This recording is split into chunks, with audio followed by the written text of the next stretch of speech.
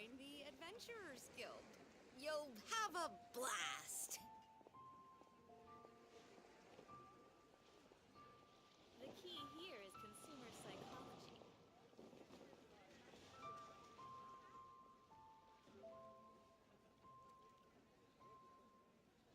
Thank you so very much, lady.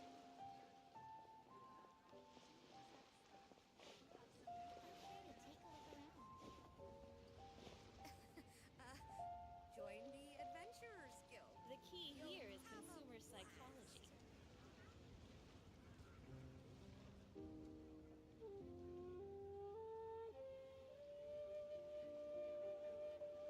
Thank you so very much, lady.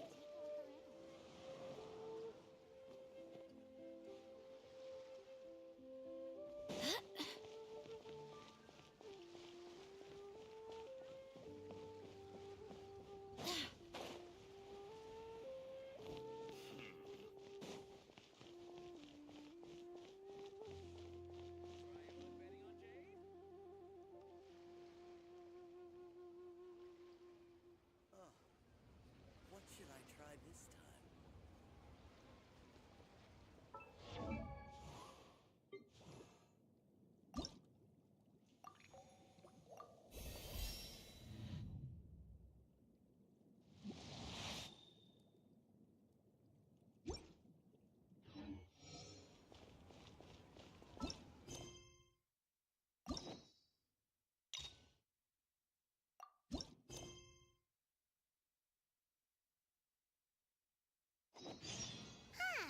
We haven't seen our Sumeru friends.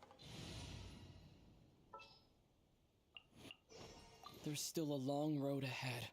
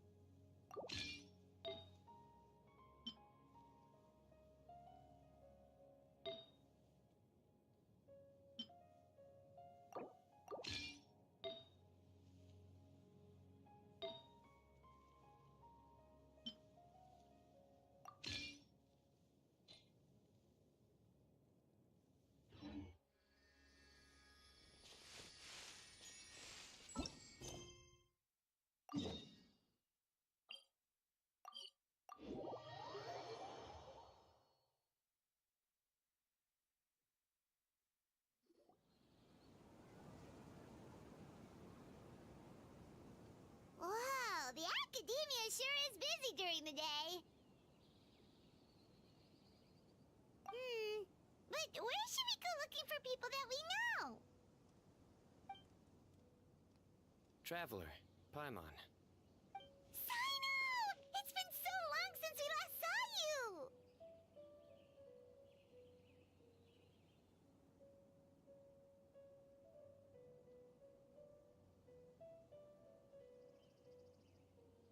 As do you.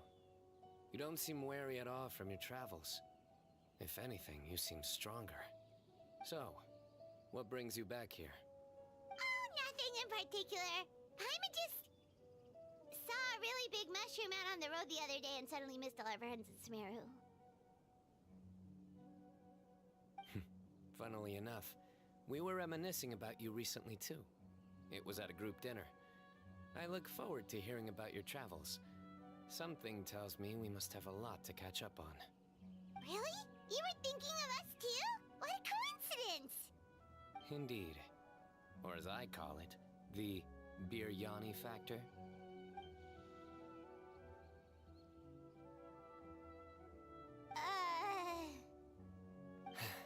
You really want me to say the rest? Okay. It's always nice to meet Stu again. Oh, darn, he said it. You like that one, huh? You must if you remember it after all this time. Admit the truth. You have long been in awe of my razor-sharp wit. All right. Here's your 500 Mora.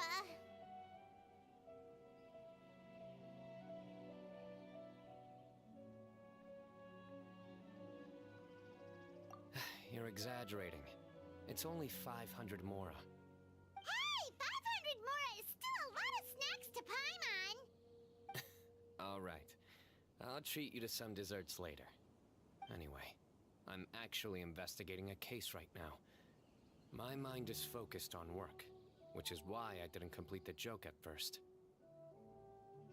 A case? What happened? Nothing major. But after finding out who was involved, I decided, on reflection, to handle this one myself. Need any help? We only came here to hang out, so we've got the time. You may as well take us with you, and then when you're done, we can, you know. Such enthusiasm. What? No! All right, was it really that obvious? Obvious enough. Still, it's a fine idea. You are the heroes of Sumeru. It makes perfect sense to work together. All right, follow me.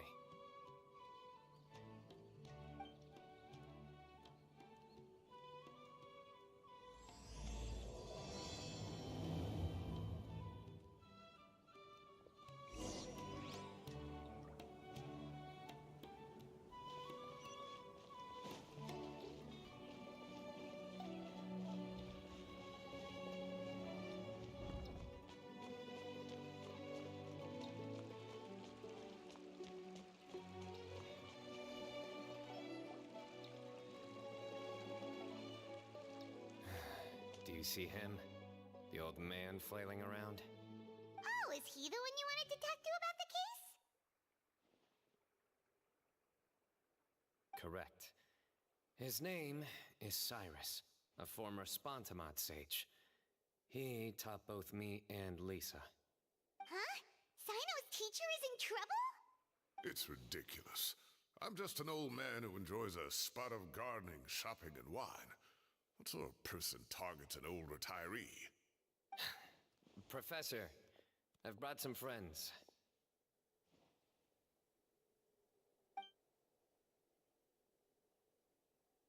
Ah, Sino. Now who do we have here? Hold on, let me think. A flying fairy dressed in white? A youth who does not seem to hail from this land? My goodness. You must be the legendary traveler in Paimon. I've heard all about what you've done for Sumeru. Wow, looks like we're really famous. I've told him about you before. You are my friends, after all. That's right. Let me summarize the situation. A couple of days ago, Professor Cyrus suddenly received a threat letter. A threat letter? Exactly. Who sends a threat letter to an old man like me, for goodness sake? This is the letter in question.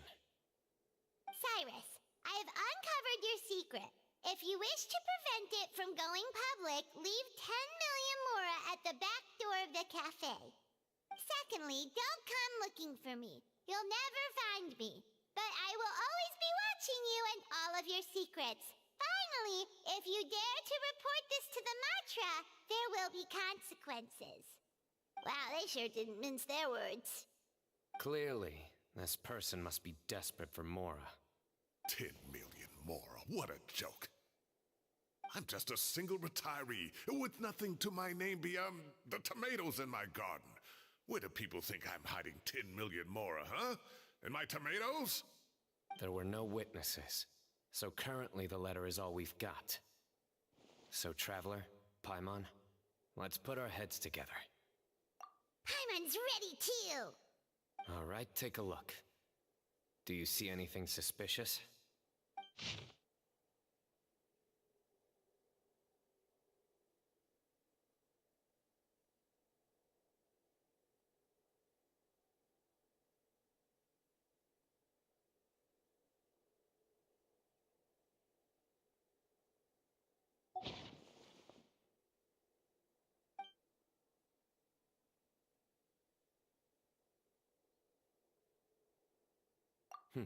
Very good.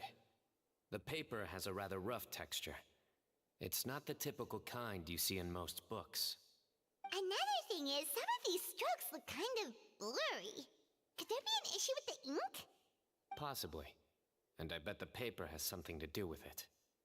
Most of the paper around here is much smoother than this, and the ink is absorbed quickly so it doesn't run. This paper, meanwhile, it's very coarse-grained, almost as if it's made from some sort of plant matter. It's certainly not the same paper as we use in the academia, but the ink is nothing special. Just regular black ink that gets a blue tinge when applied to paper. So do we think the culprit has a connection with the academia or not? Wait, check this out! Looks like this part got wet at some point. Agreed. The staining suggests it was a colored liquid, not plain water. It also looks like it was wiped off with a damp cloth. A colored liquid, so... tea? Wine? Looks like we're thinking along similar lines. Let's go talk to Arof. There are some things I'll need him to take care of.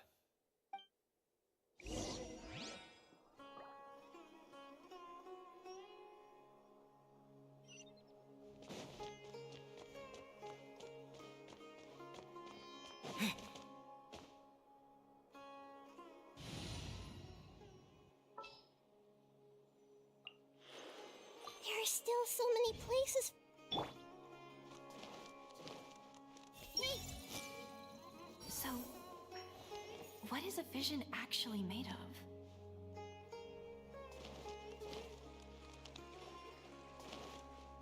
Is it possible to install a vision on a mechanical frame?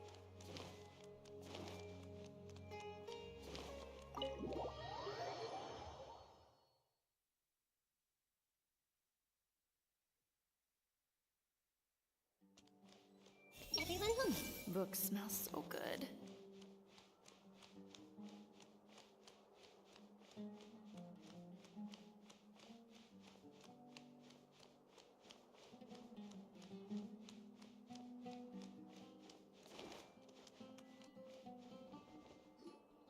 Araf. Ah, there he is.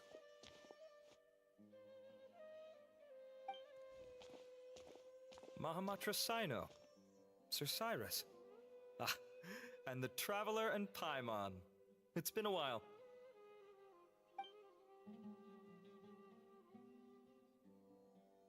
As such, I'm inclined to believe that the culprit in this case is a student at the academia. Somebody young and strapped for cash. Oh, one last thing. I'd start your investigation by taking a look at the cafes in the city. Oh, of course! You think the culprit spilled their coffee on the ladder, huh? They do look like coffee stains to me. Also, if I'm not mistaken, the letter is written on a type of scented paper that has aromatics added during the manufacturing process. The kind often provided as writing material for customers in cafes and taverns. Ah, of course. Yes, like they sell in the gift shops. I remember now. Zaha Hadi bought some a while back. She said she was going to use it as wrapping paper for a vase. Understood. I'll assemble a team to investigate the points of interest immediately. You have my gratitude. One last thing. Send some Matra to guard the entrances and exits of Sumeru City. And change into plain clothes. Don't let them see you coming. Will do.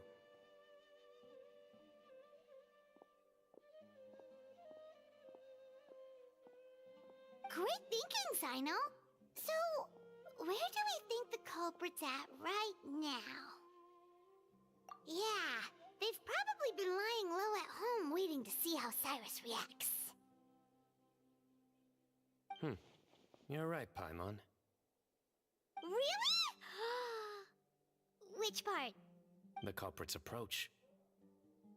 Whatever happens, they need this Mora. But just because they warned Professor Cyrus not to go to the Matra, doesn't mean they know what he'll do next. So, like you said, they need to wait and see.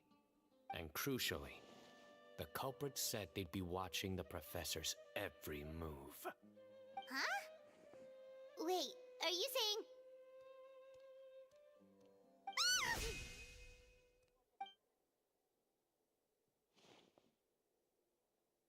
Found you! What are you doing? You wrote the threat letter! I don't know what you're talking about. What threat letter? I sensed someone was watching us from the shadows the moment we entered the House of Dana. You managed to stay relatively well hidden for someone reckless enough to threaten Professor Cyrus. There are a lot of people here, but we were looking specifically for Arav. Whoever followed us the whole way was likely to be the culprit. I was just listening in, that's all. You know something big's going down when Mahamatra Sino shows up, right? So I got a little curious. What's the big deal? You smiled when Arav left. I saw it as clear as day. Is smiling a crime now? There are coffee stains on the letter. You mixed some coffee with water, gently smeared it onto the paper, then wiped it off with a wet cloth. All to create the impression that the letter was written at a cafe. Closing off the exits to the city doesn't affect you, because you already live here. And as long as the Matra were focused on the cafes, you would be free from scrutiny. The cafe was a red herring all along. You had to be somewhere where you could monitor the professor's movements. You can't pin this on me! I haven't done anything! Really? Then why are you shaking like a leaf? The innocent have no reason to fear the Matra. But you, your heart's racing, and your eyelids are twitching. You're a terrible liar. I would never... Don't try anything or you'll pay the price. Now come with me.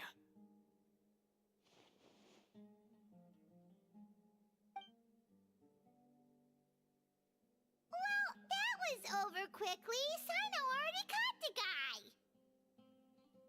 You're telling me. 1 minute I go out for a quick smoke, the next minute I see Arav already on his way back to meet up with Sino. Looked like a young guy, too. Couldn't have been much more than 30. But after what he's done, I'm afraid he's ruined his whole future. Everyone, it's all over. Gosh, that was so fast! The culprit's name is Uraka, a 16-year-old student in the Ratawe Darshan. Huh? 16? Cyrus thought he looked 30-something! We checked his records. He's 16, a third-year student. But he looks so old. Yeah, seriously. Foolish child. He's too young for the criminal life. What the devil drove him down this path? We questioned the culprit regarding his motives. Oh, just spit it out. Nothing can surprise me at this point. Very well.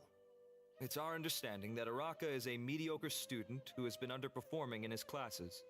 He started taking extra tutoring to improve his grades, but developed a gambling habit around the same time and lost a lot of mora. Down on his luck, he went to the tavern for a drink and overheard some people chatting about Sir Cyrus's comfortable retirement. They mentioned that he's always arguing about his tomato plants with some old woman on the street. Some old woman on the street? Goodness gracious, has that rascal attended a single one of his classes? That old woman is Kasharwar's very own professor, Zaha Hadi. How can he not know who Zaha Hadi is? Is this going somewhere? Oh, right, yes. So another thing. We don't just argue about tomato plants. And what are they trying to insinuate by comfortable retirement? A man grows a few vegetables and suddenly he's living a life of luxury? Maybe it's more the fact that you have the time to grow vegetables in the first place. Araka mentioned he'd heard a rumor, alleging that Sir Cyrus illegally obtained a large sum of money from the desert before retiring, and kept it for himself instead of reporting it to the academia. Araka believes this money to be the reason why Sir Cyrus hasn't kept up with any academic research or other projects since his retirement. And given your advanced age, he thought you'd be an easy target to blackmail. Oh, Araka.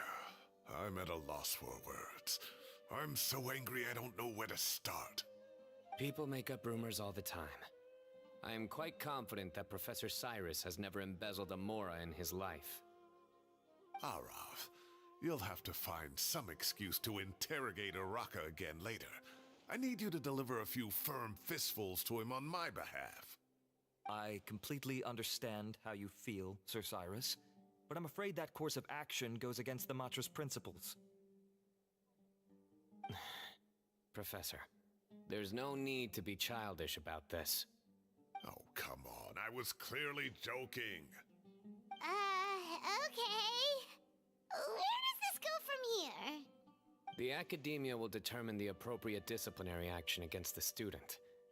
And as for the individuals spreading rumors about the professor's obsession with tomatoes and some old woman on the street, there could be a slander case here. The Matra will continue to investigate. Who said I'm obsessed with some old woman on the street? Mind your wording or you'll start a whole new rumor. You seem confused. Oh, don't you understand? Uraka is just a young boy who made a very rash and very stupid decision based on some groundless rumor he heard. Besides, I didn't actually hand over any Mora to him. The whole thing sounds a lot worse than it is. All it costs me is a little reputational damage. That's all. Please rest assured, Professor, that the Academia will issue a fair and reasonable punishment. Yes, I have no doubt about that. But as a former educator, I'd still like to have a serious conversation with the boy's parents. Their family lives in the city, yes? Correct. We looked into the family. Both parents are merchants and they're often away on business. They've never taken much of an active role in their children's lives. Oh, what a mess. You don't have to seal the evidence away yet, do you? I'd like to have that letter back for the time being, if possible. I need something concrete for when I talk to the family tonight. We have to show them how serious this situation is. The relevant authorities have already reviewed the evidence and are now discussing Araka's punishment. You can hold on to the letter for now. Just make sure to return it within a couple of days. Oh, so you'll be able to close the case in 2 days? Give or take. Cases like this are quick to resolve. Very good. Well, thank you for all your help. Perhaps we can all go for a meal together. Oh, my treat, of course. My apologies, Sir Cyrus, but I have a prior commitment. Enjoy the meal, everyone. Ah, I see. Well, that's a pity. But Sino, you have to come. You found the culprit at record speed, and I owe you for that. Ah, and isn't Tainari in town at the moment? Bring him along, too. Wait, you mean Tainari's in the city? He is. Tainari's master, Sir Nephis, called him and Kale to the Academia to help out on a project. They should be at Nephis's office at this hour. Though I must say, I'm surprised you're extending an invitation to Tainari. Did you do something to offend Sir Nephis? Don't be outrageous. Nephis offends me all the time. It's never the other way around. Anyway, hurry up and fetch Tainari. I'll head over to the tavern with the Traveler and Paimon. See you there. Go on now. Don't keep us waiting.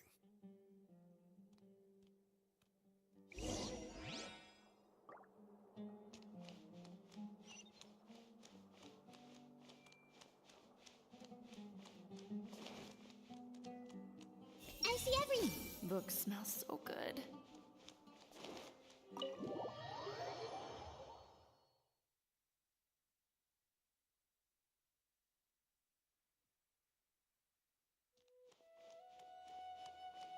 Hey,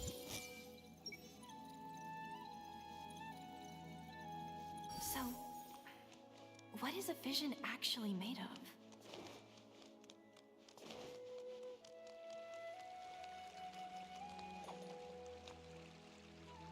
everyone hold hands. Hopefully those earmarked funds were actually spent somewhere useful.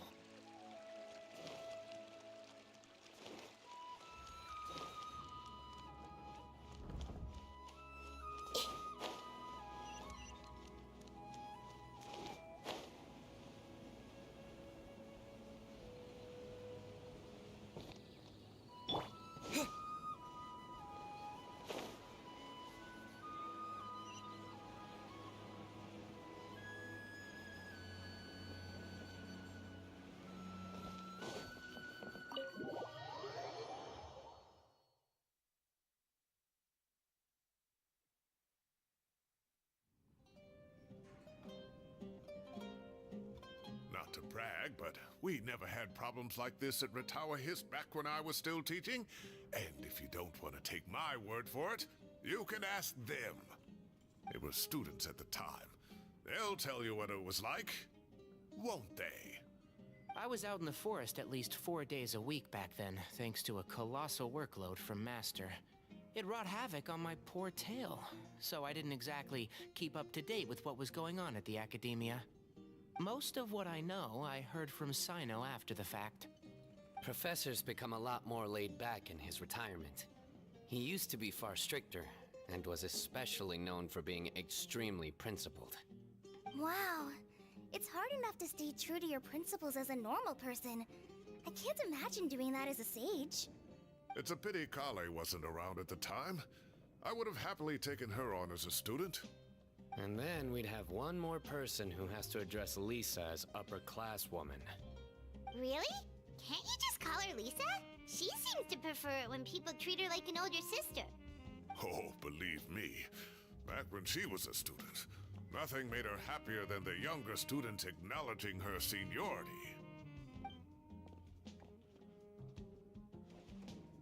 Whoa, more food? Are you sure about this? We don't want to take advantage. Oh, don't worry about it. Order whatever you like. And if it's not enough, order some more. After all your help today, treating you to dinner is the least I can do. I thought I heard some familiar voices. Ah, and Sir Cyrus is here as well.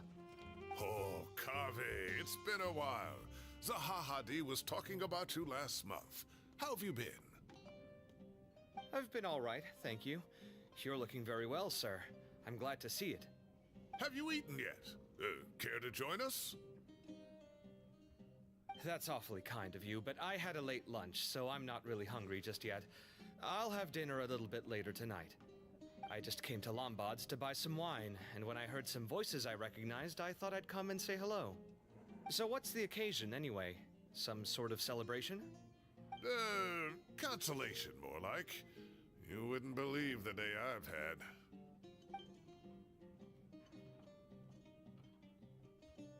Sounds like things have really gone downhill since I was there. My whole time as a student, I've never heard of anything remotely like that. I can't believe how young the guy is. What are his parents going to think? Young people are always more susceptible to making rash and ill-advised decisions. Their minds are still developing. It's just an unfortunate fact of life. But still, this boy has some nerve. Just look at what he wrote. Oh, it makes my blood boil. Wow, yeah. Jeez. I will always be watching you and all of your secrets. And then he just followed you into the House of Dana? If this were my son, he'd get the scolding of a lifetime. Oh. Luckily, I'm also an extremely principled person. Kaveh! Your order's ready, sir! Coming. I'll have to get going. Have a nice evening, everyone. I'll catch you all another time. Okay, bye-bye! Here I am. The coffee beans are in here too. Yep, it's all there. I'll stop babbling away now. Let's eat before the food gets cold.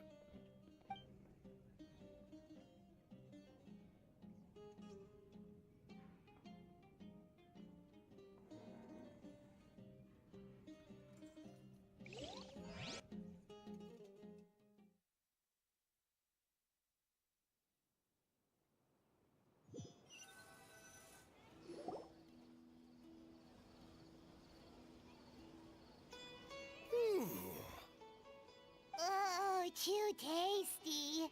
Paimon's belly is about to explode. Oh, mine too. I'll have to walk home to burn some of it off. Thanks for dinner, Sir Cyrus. Master Tainari and I will bring you some homemade herbal tea next time. It'll do wonders for your sleep. Well, I look forward to that. In fact, could I trouble you to bring a little extra for the other old folks on my street? I'll be the envy of the neighborhood. No problem at all. I'll pack some up and bring it over. I'll see you all later. I better head home now and tend to the crops. Good night, Professor. Don't let those tomatoes keep you up too late. Hey, my tomatoes are serious business. I am not about to be beaten by Zaha Hadid. Anyway, I'll be leaving now. Don't stay up too late now, children. I bid you all a good night. Take care. Have a safe trip home. All right. Now, we finally have some us time. What do you mean, us time? Well, I was talking with Tainari and Kale, and since we all have some free time, we thought we could all go camping together. Think of it as our way of welcoming you back to Sumeru. Camping? Oh, that sounds fun. Paimon's in! Wait, no! That's my job! Don't take it away from me. Why don't you and Paimon help out Master or Sino? You don't have to play the hero when you're out with us. This is your chance to just, laze around and switch off for a bit. Everyone, let's meet tomorrow afternoon at the riverbank to the southeast of Gandharvaville. No need to bring anything. We've already packed everything for the trip. Just bring your delightful selves and prepare to have some fun. You got it! We'll be there! Great. Then we'll see you tomorrow.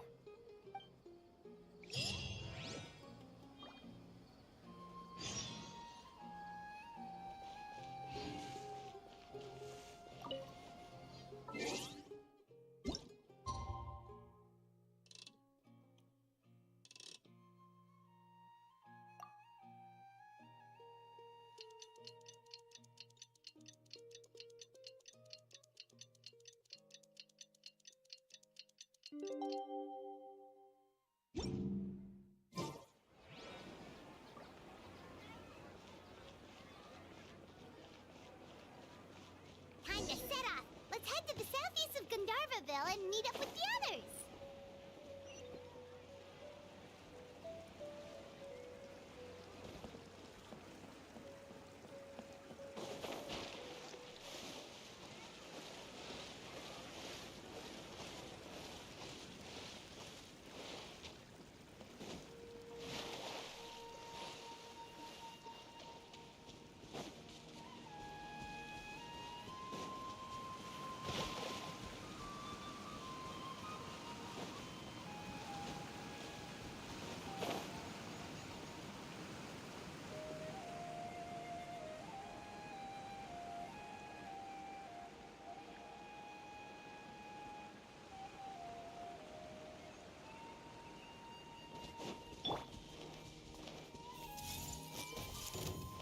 Silence!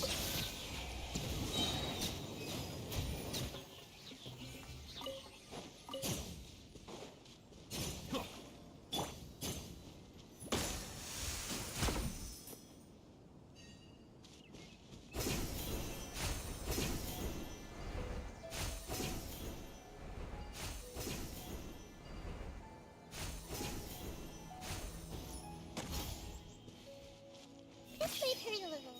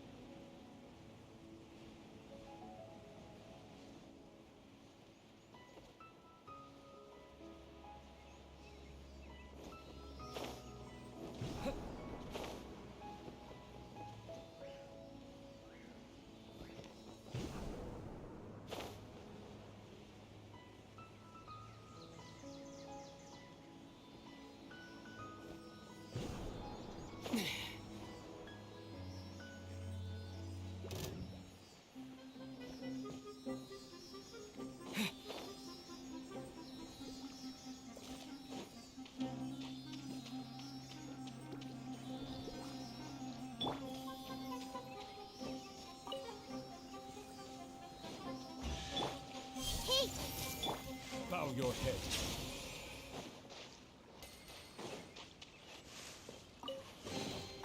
Let the record show that I verbally consent to relinquishing these items into your possession.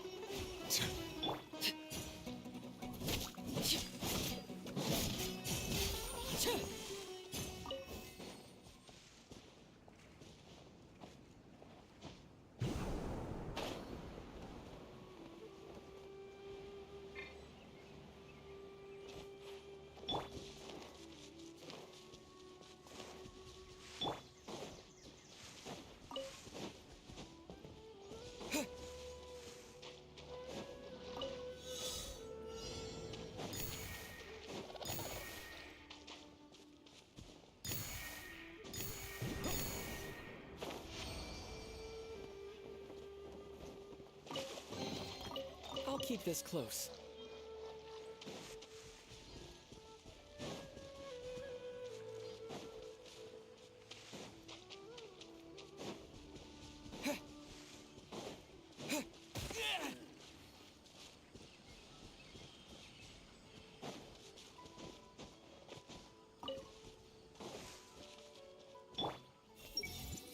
Keep an eye out for any medicinal herbs we can pick along the way. Paula Lotus. Ah, it's growing very well.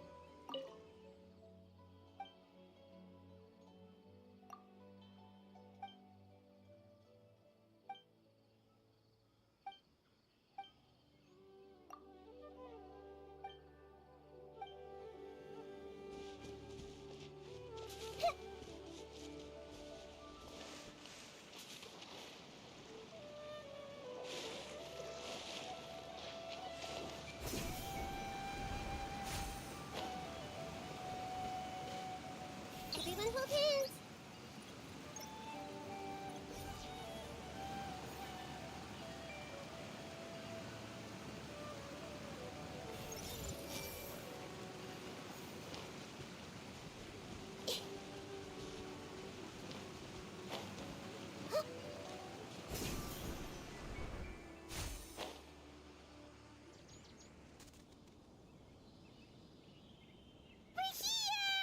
Wow, you guys are ahead of the game. You set up the tents already. I'd say we're right about on schedule, actually. We were aiming to have them set up before you arrived. Traveler, Paimon, let's go fishing together. Whatever we catch, we can grill for dinner tonight. You got it. Dinner's on us tonight.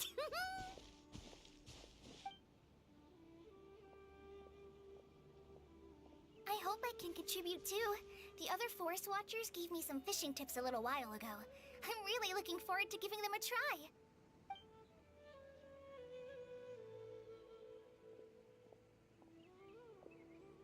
I saw some very appetizing mushrooms in the area, so I gathered a few for us. I'll leave them here along with some fresh fruit. Wow, camping with a forest watcher is the way to go. They think of everything. And even if they don't, they can improvise. This is true. I don't think I've ever had a single rough day in this forest. So, how has everything been going for you? Well, there's been some high points and low points, but we've had some unforgettable experiences along the way. I see. Oh, in that case, you should try a valberry. I bought some from the market this morning. A valuable suggestion. Just don't bury your feelings using food. All I wanted was to recommend something bittersweet. Oh, I have a sudden craving for fruit tea. I'm gonna go fetch some stuff. Bye!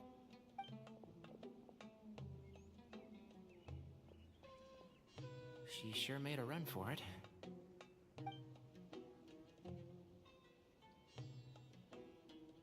Unbelievable. She made a run for it. So Kale chose the path of tactical retreat. Could it be she foresaw what shall soon come to pass?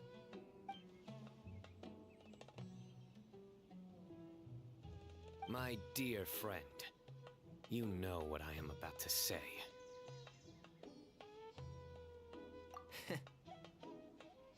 Excellent! A kindred spirit. A great warrior can sense when a duel is nigh. But it looks like we'll get told off if we start playing now. Let's enjoy the nature for a while longer.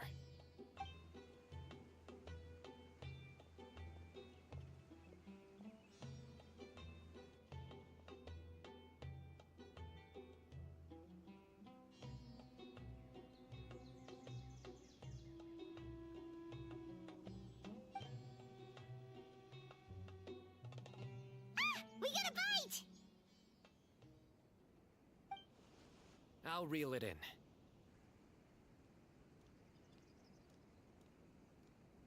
Firewood, spices, snacks, and drinks.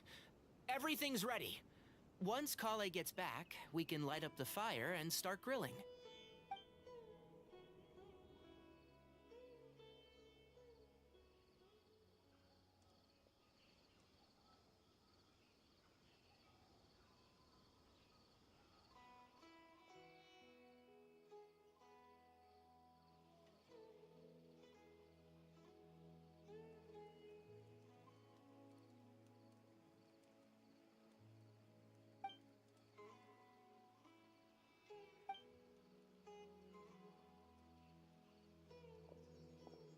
There are 3 tents. Which one do you two want to take? How about the one on the left? Well, Paimon just thinks the ambiance here is a little better. True. But it's also the closest to the water. If there are any sleepwalking fungi around tonight, they might stumble into your tent. Well, that's no good. Take my weapon. You can use it to bar the entrance. Anyone would think you were sealing the gates to King Deshret's mausoleum. Excellent. Then this tent will be an impenetrable fortress. I'm back! How's your appetites? Ready for the barbecue? Always.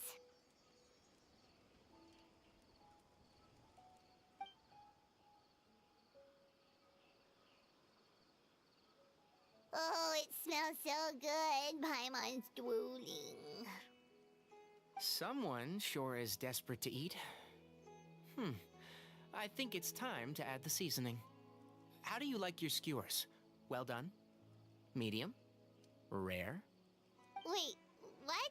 Isn't that just for steaks? Hey, if it works for steak, maybe it works for other things too. Medium well for me. Okay, these are about ready now then.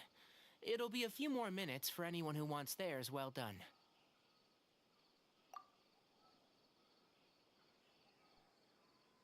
Oh, that was so delicious. If Paimon's stomach had space, she'd eat 3 more skewers. I ate a lot too. Here comes the food coma. If you're tired, then go rest. You must be getting sleepy too, Paimon. Why don't you guys head to your tents?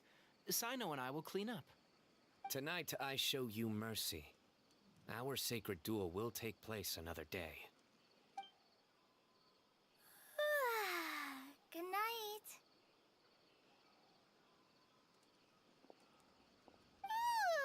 Paimon's struggling to keep her eyes open. Oh, don't forget this. The Staff of the Scarlet Sands. Wait, you were actually being serious about that? It's a very powerful weapon. Try it. Paimon can't even lift that thing. Fair enough. You sure you don't want it? Yeah, Paimon's sure. We'll be fine. And even if we do get an uninvited guest in the night, Paimon will be here to take care of the traveler.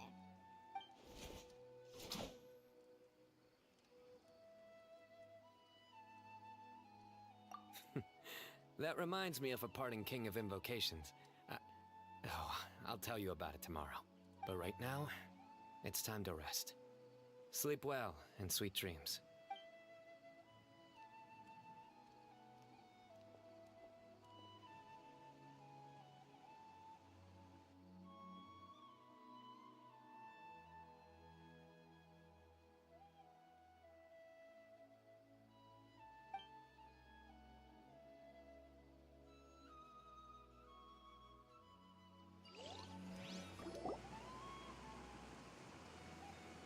think they should all be here. Traveler? Paimon? Are you in there? Could you come outside for a sec? Look at this.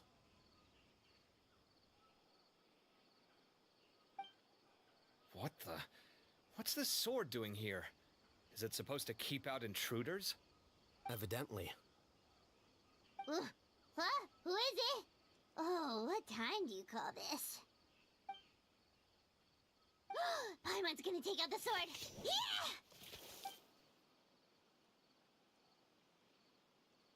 Oh, hey them, Kaveh! What are you doing here? It's the middle of the night!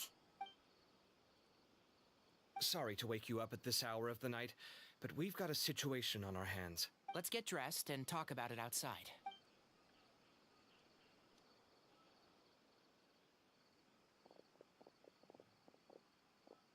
Something has come up, and since it pertains to Cyrus and Cyno, I deemed it essential to inform you all. Whoa, back up. Let's start from the beginning.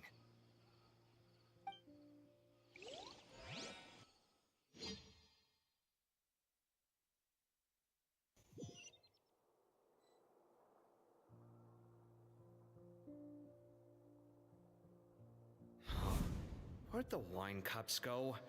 I could have sworn I left them here after I washed them. Ah, there they are.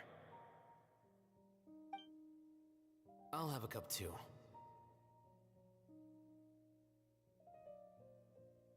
Can you see if the cookies are still on the table?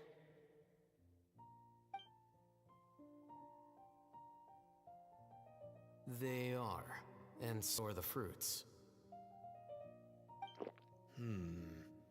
Oh, this is so bland.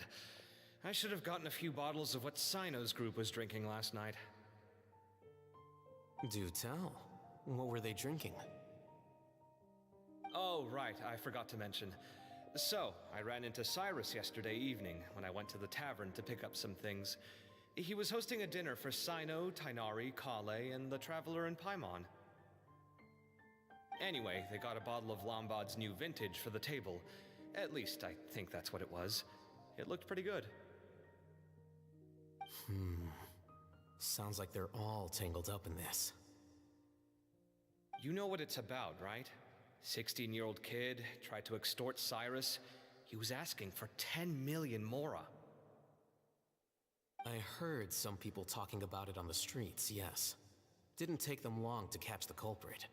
The sages are probably dealing with the case by now. I wonder what Sir Nephis and the others will make of it.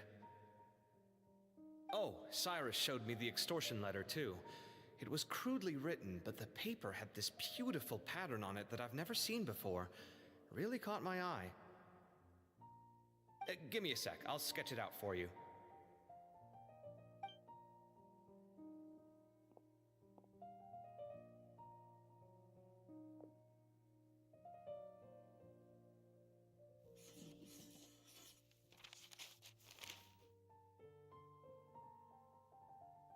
Okay, done.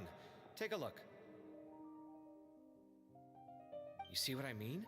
I don't think I've ever seen writing paper like this around before. God knows where the culprit got it from. Interesting. These are all motifs associated with the tribes of the desert. What? Really? Take this, for instance. Looks like an outline of a spire, similar to the kind found on some ancient palaces. And the crisscrossing and mirroring here, I recognize that too. It bears a striking resemblance to an ancient emblem, one that hasn't been used in a very long time. Whose emblem is it? It's the emblem of the Temple of Silence.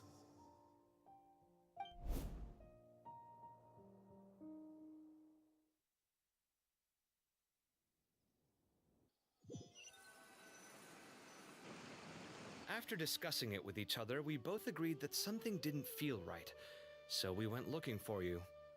This was a long way to come from the city. Alhaitham figured you were probably with Tighnari, so Gandharvaville was our first stop. But the Forest Watchers told us that you'd gone camping. Then, just as we were heading off to the campsite, we ran into Cyno. He said he was on a supply run. We exchanged a few words, and then he ran off. Hold Temple of Silence, you said? What is that? Should we be worried? Is everything okay? Give me a second. Let me get Kale.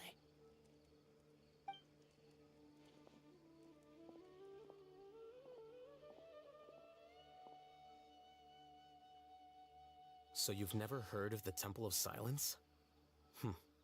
Well, to put it simply, it's an organization that has existed in Sumeru for over 1,000 years. These days, you can find a Temple of Silence office in the academia. Theoretically, it's responsible for the custody and disposal of information and documents not fit for public dissemination. At least, that's what they tell the outside world. In truth, it's essentially a vestigial institution nowadays. There's an office with their name on it, but it's functionally obsolete. Historically speaking, the original Temple of Silence is said to have been established by Hermanubis, one of the 7 pillars of King Deshret and the greatest of all sages. Most of the organization's members hailed from the desert. By contrast, none of the Academia Temple's current members are from the desert region, nor do they use any symbols connected with the desert folk. So the Temple of Silence at the Academia is just a fake? Wow. It's possible. The real question is, why? My guess is they're covering something up.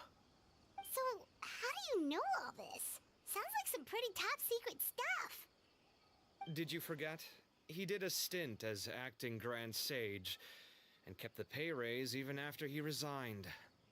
Oh, yeah! Paimon did totally forget about that. So you took the chance to read all the top secret documents while you were acting Grand Sage, huh? If you're asking me whether I familiarized myself with the documentation in my office, I would respond that that's a perfectly normal part of any job. So much about this doesn't make sense. Why did the emblem of the Temple of Silence appear on a threat letter from an Academia student to Cyrus? The student's only 16 and doesn't have any family ties to the desert. So where could he have seen that emblem or gotten the paper? You said you ran into Sino, yes? Did you tell him what you've just told us? Yep. He ran off as soon as he heard what we said. Given that Cyrus is involved, he's probably halfway through solving the case by now. Still, we should try to catch up with him. At this hour of the night, Sino will probably go looking for Cyrus at his current residence. If the Academia's Temple of Silence really does exist just to cover up the truth, the sudden appearance of this emblem can't be good. It's sure to stir up trouble. We should pay a visit to the Academia. Yes. As the Sage of Amorta, my master ought to know the truth about their office. You can ask him to tell you what he knows. The more information we have, the better prepared we'll be for whatever happens there. If this situation is connected to the real Temple of Silence, the emblem has to be part of a bigger conspiracy. Kale, could I trouble you to send a message to the Core of 30? Tell them to keep an eye out for Sino and Cyrus. Traveler, Paimon, you two come with me. We'll go after Sino. Sounds like a plan. Let's go. Cyrus has been living in the city lately. He rented a place near the field so he can keep it... Then let's go look for him there.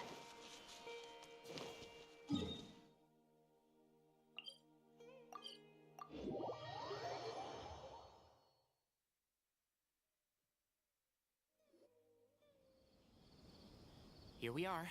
This is the place. We might be too late. Looks like nobody's home. Oh, Sino moves fast. If he was here, he's probably long gone by now. I know that voice.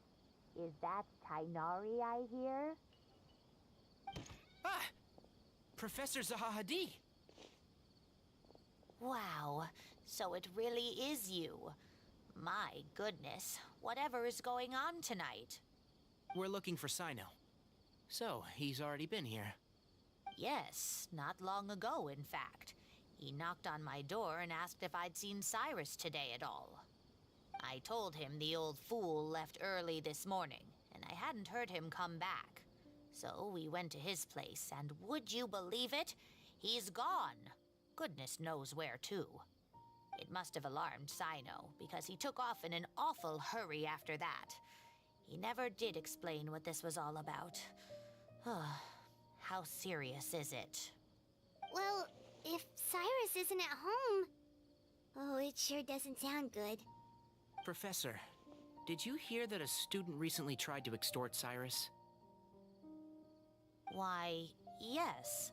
When I left the house that day, I noticed he was watering his flowers in the field in complete silence.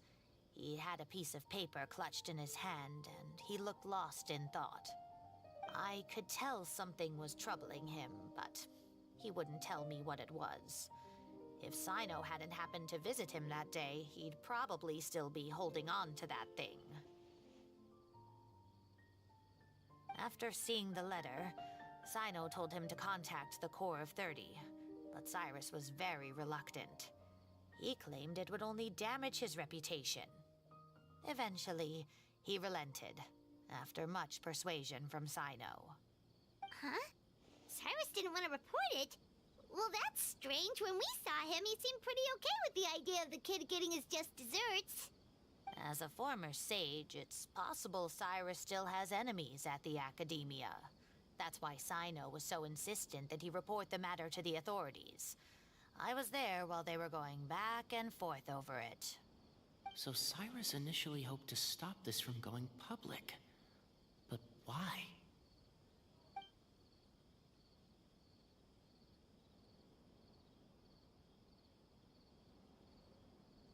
Oh, dear.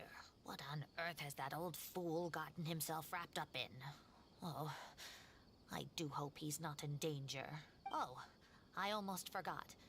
Sino left me this letter to pass on to you. He wrote it when he came by earlier. He realized you might come looking for him. Thank you. What does it say? Let Paimon take a look!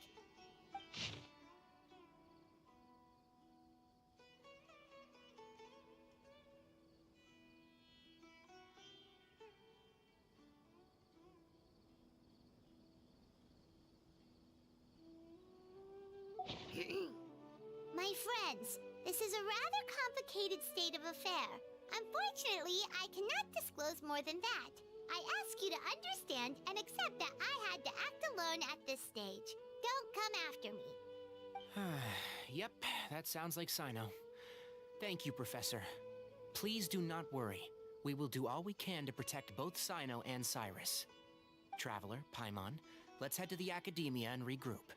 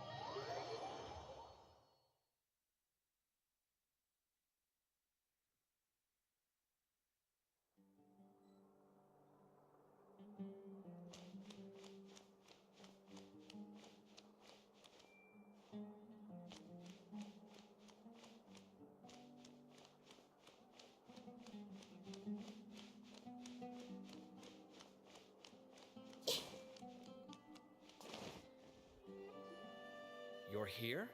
I thought you were going after... Ah, I guess you lost their trail.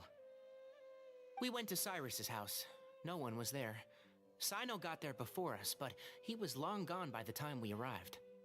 He didn't say where he was going? No, he left us a letter and told us not to go after him. Can't say I'm surprised.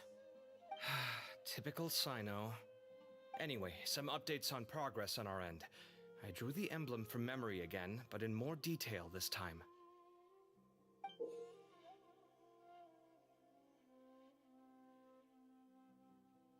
I checked some ancient texts for a similar design.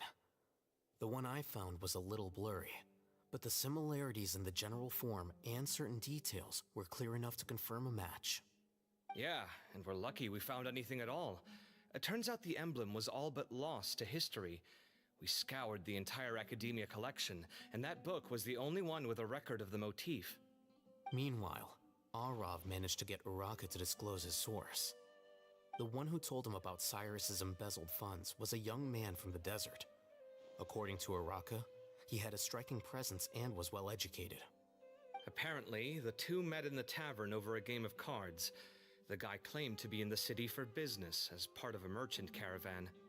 Uraka was intrigued when he heard what his new acquaintance had to say and brought up the idea of extorting Cyrus for Mora. The guy encouraged him to go ahead with it, then handed him some pen and paper to write the letter. I see. So it could be that this person planted the paper intentionally. So, how do we find this guy? Did Uraka say where he is? He doesn't know. He claims not to have seen him since that day in the tavern. The man gave him some tips on how to carry out the extortion, but from then on, Uraka was acting alone. Nephis and Arav have gone to meet the Core of 30 and review the city's entry and exit records. Also, Nephis admitted that the Temple of Silence in the Academia is just a facade. The true Temple of Silence once came to the rainforest to establish a collaboration with the Academia, but as time went by, the sages gradually became corrupt and foolish. The Temple of Silence felt that they could no longer trust the Academia and ended the partnership. They retreated back to the desert about 400 years ago. Ever since its inception, the Temple of Silence has been the guardians of King Deshret's civilization and belief system. They traveled throughout Sumeru, sequestering and guarding any wisdom that posed a threat to the people's livelihoods. At its roots, it was a legitimate and reputable organization whose purpose was to guide people towards the right path. The Academia of the day knew that the split would damage their reputation if it became a matter of public knowledge. And so, they set up a dummy organization of their own to conceal the truth. Not only that, but they managed to keep up the charade for hundreds of years! So how did Cyrus become acquainted with the true Temple of Silence if they left centuries ago? I'll bet that's the question that bothered Sino. Probably why he went after him in such a rush. Whoever is behind this, getting Uraka to extort Cyrus was only the first step of the plan. Their true goal in doing so was for Cyrus to see the emblem on the letter. He must have recognized it right away. That'll be why he didn't want to involve the authorities. He probably hoped to take care of the whole thing by himself. Unfortunately for him, Sino had other plans. Since the desert is where the Temple of Silence originated, that is in all likelihood where Cyrus went. I have to go after him. Really? Are you sure that's a good idea, with how you respond to the heat? Why don't we send someone else? I should be fine, as long as I bring plenty of water.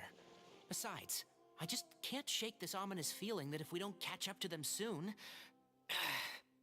Everyone, I have news from the Core of 30. Master! Oh, so that's Nafis, Tainari's master? Oh, we're finally getting to meet him in person! It's a pleasure to meet you, Traveler in Paimon.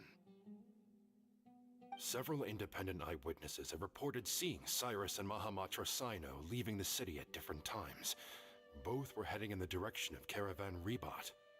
I was going to suggest that you join forces with the Core of 30 in this case. However, as I'm sure you've already heard from Alhaitham and Kaveh, the Temple of Silence is involved. The Academia has made a number of decisions throughout history that I am ashamed to talk about.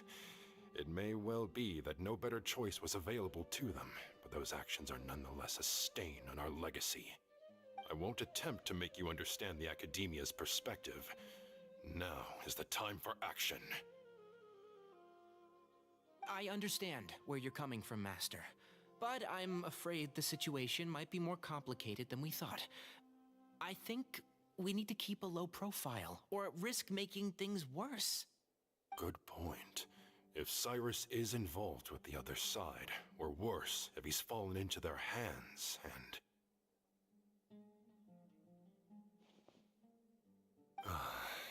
Everyone, we have to get Cyrus and Sino back safely. We cannot afford to lose them. Need our help? Whatever you need, we got you covered. Really? Wonderful. You have my most sincere gratitude. Arav and I will continue to follow up on the lead from Uraka. Kaveh, Scribe Alhaitham, I'd like to ask you to cover the duties of the House of Dana.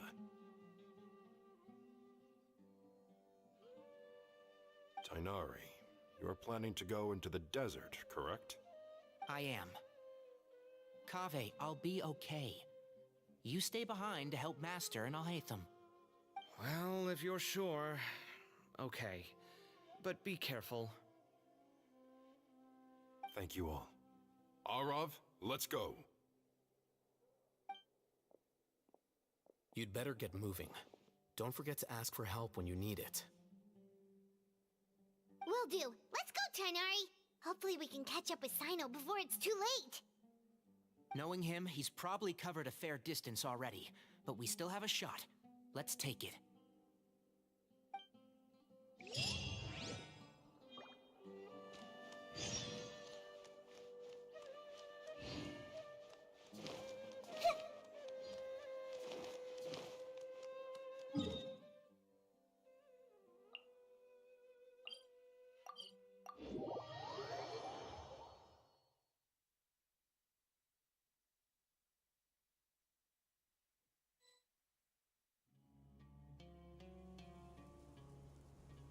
Okay, we made it to Caravan Ribat.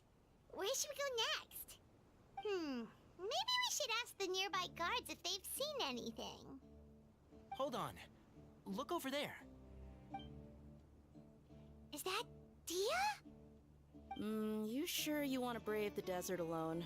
I mean, it's your choice at the end of the day, but still. It's not my first time. I'll be fine. Sino. If you're really going to go through with this, then at least take our advice. When you're packing for your trip, budget for 5 days more than you plan to spend out there. Makes sense. Okay, I'll go get ready. Thought we might find you here. You're trying to retrace Cyrus's steps, aren't you? Didn't I tell you not to come after me? I thought I had a good lead on you. Well, sorry, but we never agreed to that. Why would you go off on your own like this? Nothing personal. It's just a complex situation. And I'd rather not involve anyone else if I can help it. Takes a special kind of person to get Sino chasing them all the way out to Caravan Ribat. But why so coy today, huh? You only gave us his age and description. Why can't you reveal his name? Is he Sumeru's most wanted or something? Oh, also, hey guys, it's been a while. Dia and Candace! So nice to see you. Actually, seeing all of our friends is the whole reason we're here. You're looking well. Glad to see it. Candace and I came to Caravan Ribat on business. We ran into Sino as he was asking about some elderly gentleman's whereabouts. Some people say they saw him. Guess he stood out as an older guy heading into the desert alone with just a sumpter beast in tow and very few supplies. That's gotta be one heck of a story there. Sino, it's okay if you can't tell us anything about the case. But let us know how we can support you. We're here to help however you need. The more people we have working on this, the quicker we'll be able to find the person you seek. No, it's not that simple. If I'm right, he'll be doing everything he can to avoid us. We spoke with Zaha Hadid. From what she said, it's pretty clear that he wants to try and solve this on his own. It won't be easy trying to find him in the desert when he's deliberately trying to cover his tracks. Sounds like this is far more complex than we imagined. Still, If he started from Caravan Rebot, the chances are that his route took him past Aru village. You may as well ask if anyone there has seen him. My thanks to you both. Once this is resolved, I will find a way to repay you. Come on. No need to get all serious. Just buy a round of drinks next time we're all in the city or something. That's a deal. All right, so, you all set? Yes, we'll handle it from here. Thank you again for your help. I don't take it for granted. All right, then we'll leave you to it. Just remember, if you change your mind and need some reinforcements, we'll be here. And don't think you'd be imposing. You can depend on us. Don't worry, we'll keep him out of trouble.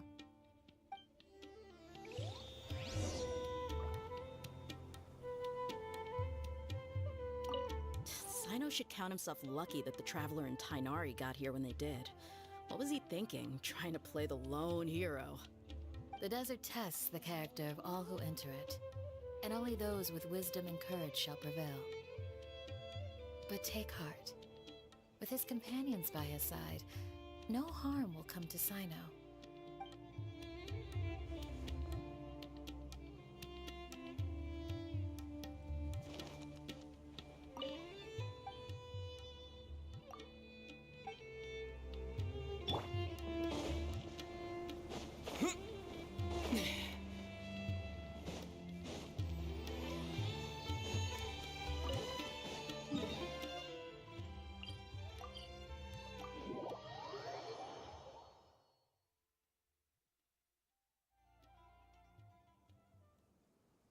Hold on.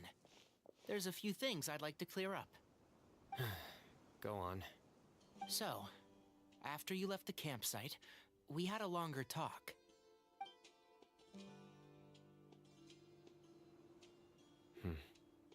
Clearly, we've only scratched the surface of the Temple of Silence question. It doesn't surprise me at all that the one in the Academia is a fake. Do you have any connection with the Temple of Silence? I do. I trust you're all aware of the spirit that gives me my power. Hermanubis, the original founder of the Temple of Silence. Due to my unique constitution, I was put through a number of trials in the desert when I was younger. Later, I met the professor, and he brought me to Sumeru City. But my memory of that time is hazy. I can't recall much. It's a good thing that Kaveh noticed the emblem on the letter. Without that, I don't know if we would have connected the dots and realized there was more to this case than mere extortion. I did not recognize that symbol at all. Whether that's because I've never seen it, or because my memory fails me, it's hard to say. Yeah, you're right. Thank goodness for Kaveh, and for Alhaitham's diligence during his time as acting Grand Sage. But Cyrus must have recognized it right away, right? Otherwise, he wouldn't have had any qualms about you reporting it. Oh, maybe his connection to the Temple of Silence goes even deeper than yours. I suspect so too. Professor has never once mentioned the Temple of Silence in conversation. And whenever the conversation turns to Hermanubis and the concept of spirit indwelling, he avoids going into any depth. Well, speaking of avoiding things, you do realize, don't you, now that we've caught up with you, you're stuck with us for the rest of the way?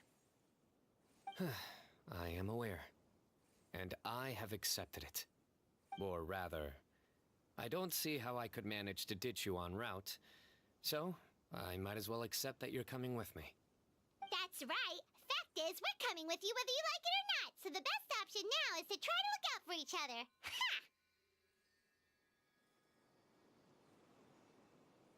Fair enough. Then at least let me buy you a drink once we're back in the city. Works for me. All right, off we go. Let's start by seeing what the guards here can tell us.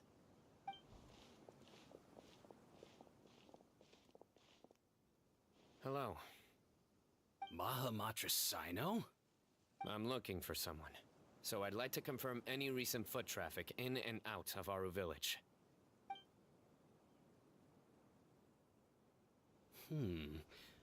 A man matching that description passed by Aru village not too long ago. he stopped by to load up on food and water and feed his sumpter beast. Then he was on his way. Where was he going? Let me think. He took a seat by the entrance of the village for a while and had a brief chat with the person who came to deliver the water.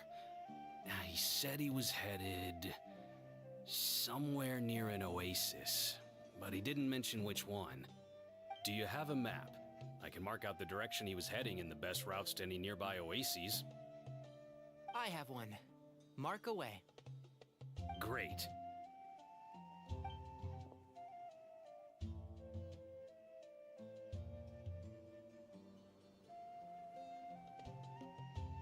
There you go. Thank you so much. You were a great help. You've got a really good memory. Ah, you're quite welcome. Just doing my job. Best of luck. I hope you find him soon.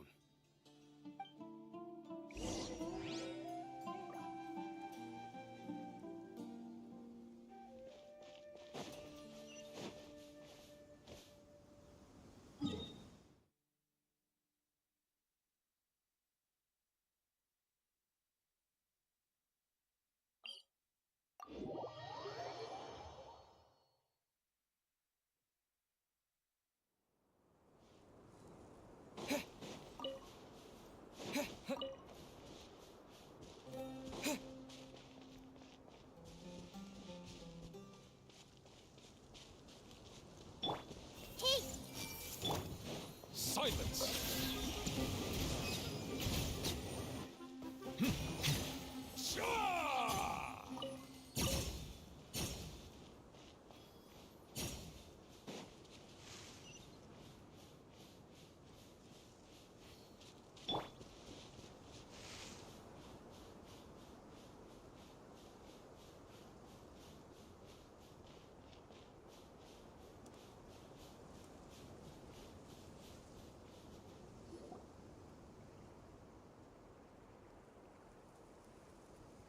Hold on. I see some people over there. Do you think it's safe to ask them what they know? Should be. I'll go... No.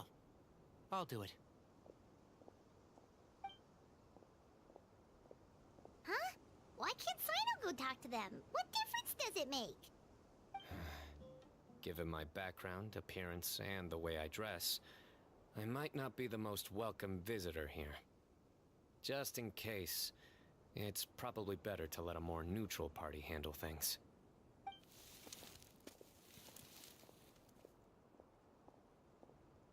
Ah, hello there. I hope I'm not interrupting. My friend and I are looking for an elderly man who's gone missing around these parts. Any chance I could ask you a couple of questions? Oh, a missing person, huh? Sure. What do you want to know?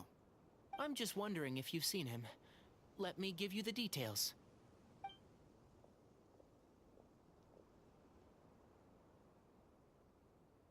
So, a silver-haired guy in a long robe, culture type with thoughtful eyes, and he's traveling alone. He'd stand out like a sore thumb around here. Yeah, sounds like the kind of guy we'd remember if we saw him. He's looking behind me.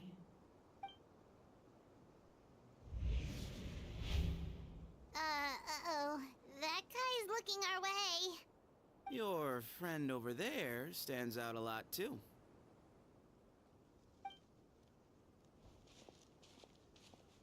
Hey, aren't you Sino, the General Mahamatra? Yes, that's me. You don't seem surprised that I recognized you. It wouldn't be the first time. Oh, you're the one looking for the old man who's gone missing, aren't you? I have a bad feeling about this guy. Someone's on edge. You don't trust me much, do you? No need to hide it. I understand why you're wary of us. Still, you came to us asking for help. Do you want it or not? I thought you were a group of merchants. Seems I was mistaken. Your henchmen don't look like much, but something tells me they put up a better fight than most mercenaries. Hey! Hear that, guys? You're my henchman now. Suits me, as long as I get paid for it. Just cut to the chase already. I'm running out of patience. all right. Come with me. All of you. Don't you want to find your friend? The silver-haired, long-robed, culture type with thoughtful eyes? Sounds like there's a whole other side to Cyrus I didn't know about. So you know where he is? Just follow me. I'll take you to him.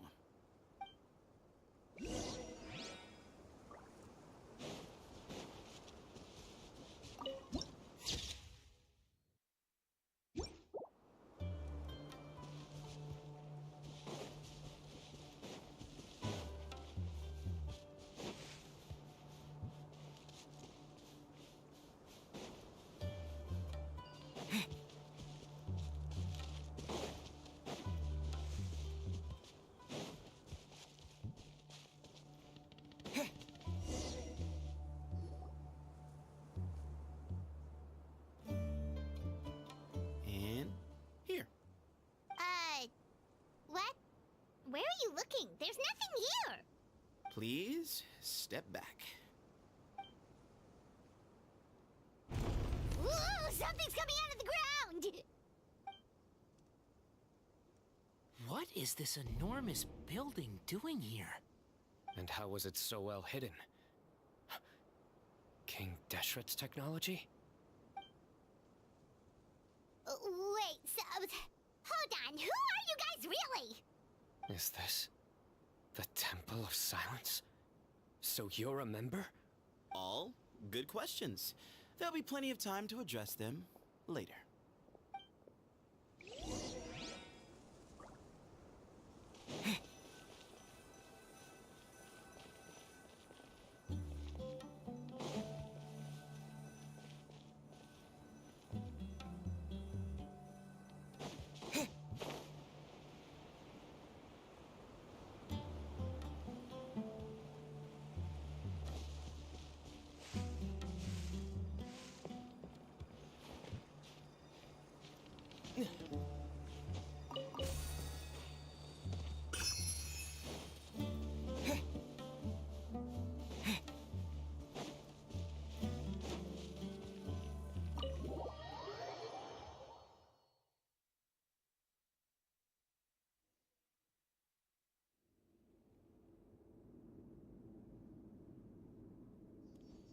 This is not what Paimon was expecting to find in the desert, especially not hidden right next to an oasis.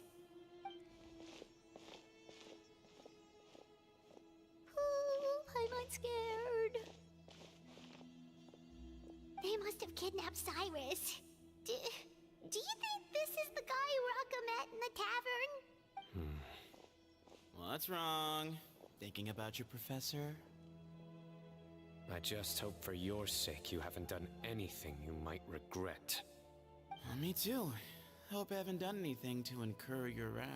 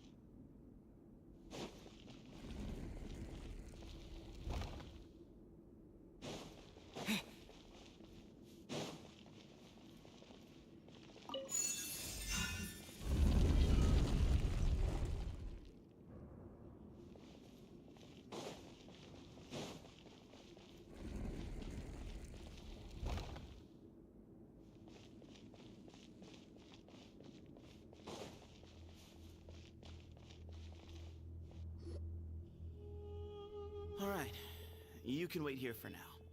I'll inform our leader that you've arrived at the Temple of Silence. Sit tight until he comes to greet you.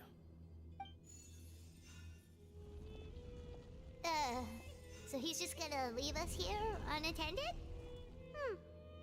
Maybe we're not being kidnapped after all. They can't have been at the Oasis by chance. They were waiting for us. Whoever the leader is here, they were obviously counting on us showing up. So this is the Temple of Silence. After leaving the rainforest, they hid themselves here? Hey, look! That guy's coming back. Don't worry. Someone will come and call for you soon. What's your name? Sorry, guess I was so delighted to see you, I forgot to introduce myself. My name is Sethos. I'll be here if you need me, but I'm not planning on answering all of your questions. Other than that, you can occupy yourselves however you see fit. So we're free to explore by ourselves? Yep. I mean, I'm not worried about you running off. Cyrus is here. And unless I've misunderstood, you're all quite anxious to see him again. He's right. Well, if we've got some time, we might as well take a look around.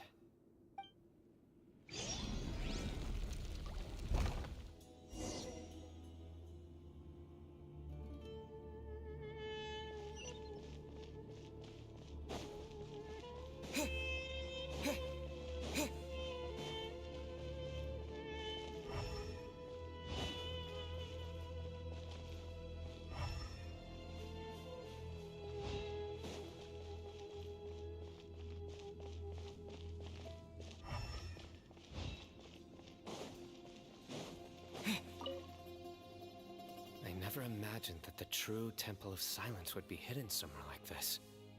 We've passed through these parts before, but never noticed anything. That's King Deshret's technology for you, I guess.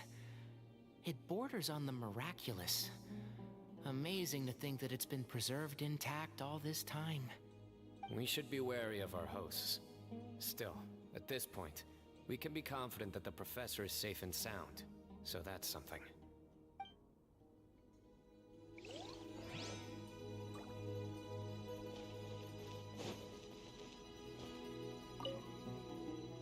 Hey, Sethos! Have you got some time to chat? Sure. Although, I'm assuming by chat, you mean you have questions for me? I don't blame you. Anyone else would. Not often. The Temple of Silence is a place of quiet and solitude. We don't get too many visitors. Yes, that was me. Although, tricked is a stretch. He was asking everyone in the tavern about ways to make some easy money. He insisted that nothing was off the table, even if it broke the law. So, I told him that Cyrus had embezzled a large sum of mora from the desert. So you framed Cyrus for a crime that he did not commit? No. That's not entirely true. Let me jog your memory. The letter just said that he had uncovered Cyrus's secret. It didn't say what secret that was.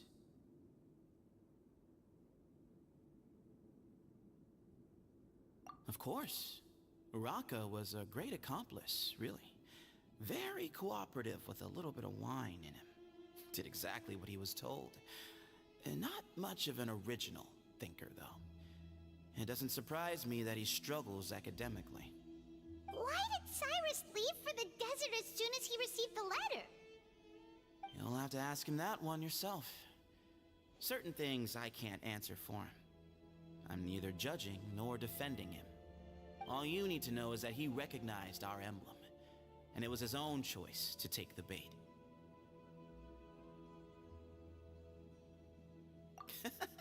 What kind of question is that? He's the General Mahamatra. Everyone in Sumeru knows who he is. Right, but back at the Oasis, you can't have known who he was for sure, or you wouldn't have asked him. So, what we're really asking is, have you never seen him in person before? I've lived in the desert my whole life. Guess you could say I've never had the pleasure. Ugh, why does Paimon feel like this guy's not being straight with us? Come on, we've only just met. If I give you all the answers up front, you'll have nothing left to look forward to. Nope, not once. Really?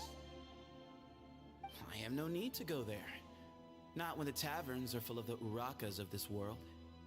Besides, we're well aware of what goes on at that place. Spies? It's not as clandestine as that. The city gates are wide open. Anyone's free to walk in. You can find out all you need to know just by walking around town and hearing the word on the street.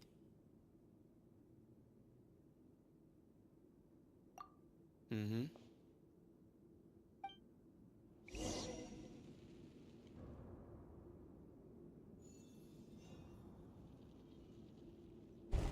Ah, here he is.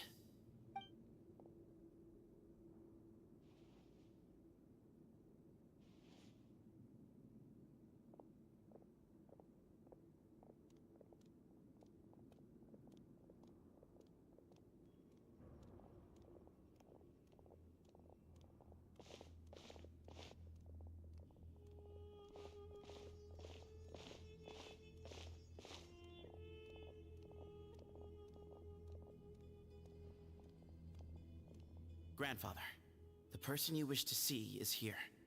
Well done, Sethos. Greetings, one and all. I am Ba Moon, the current leader of the Temple of Silence. I know why you are here, and I thank you for your patience. Bring him out.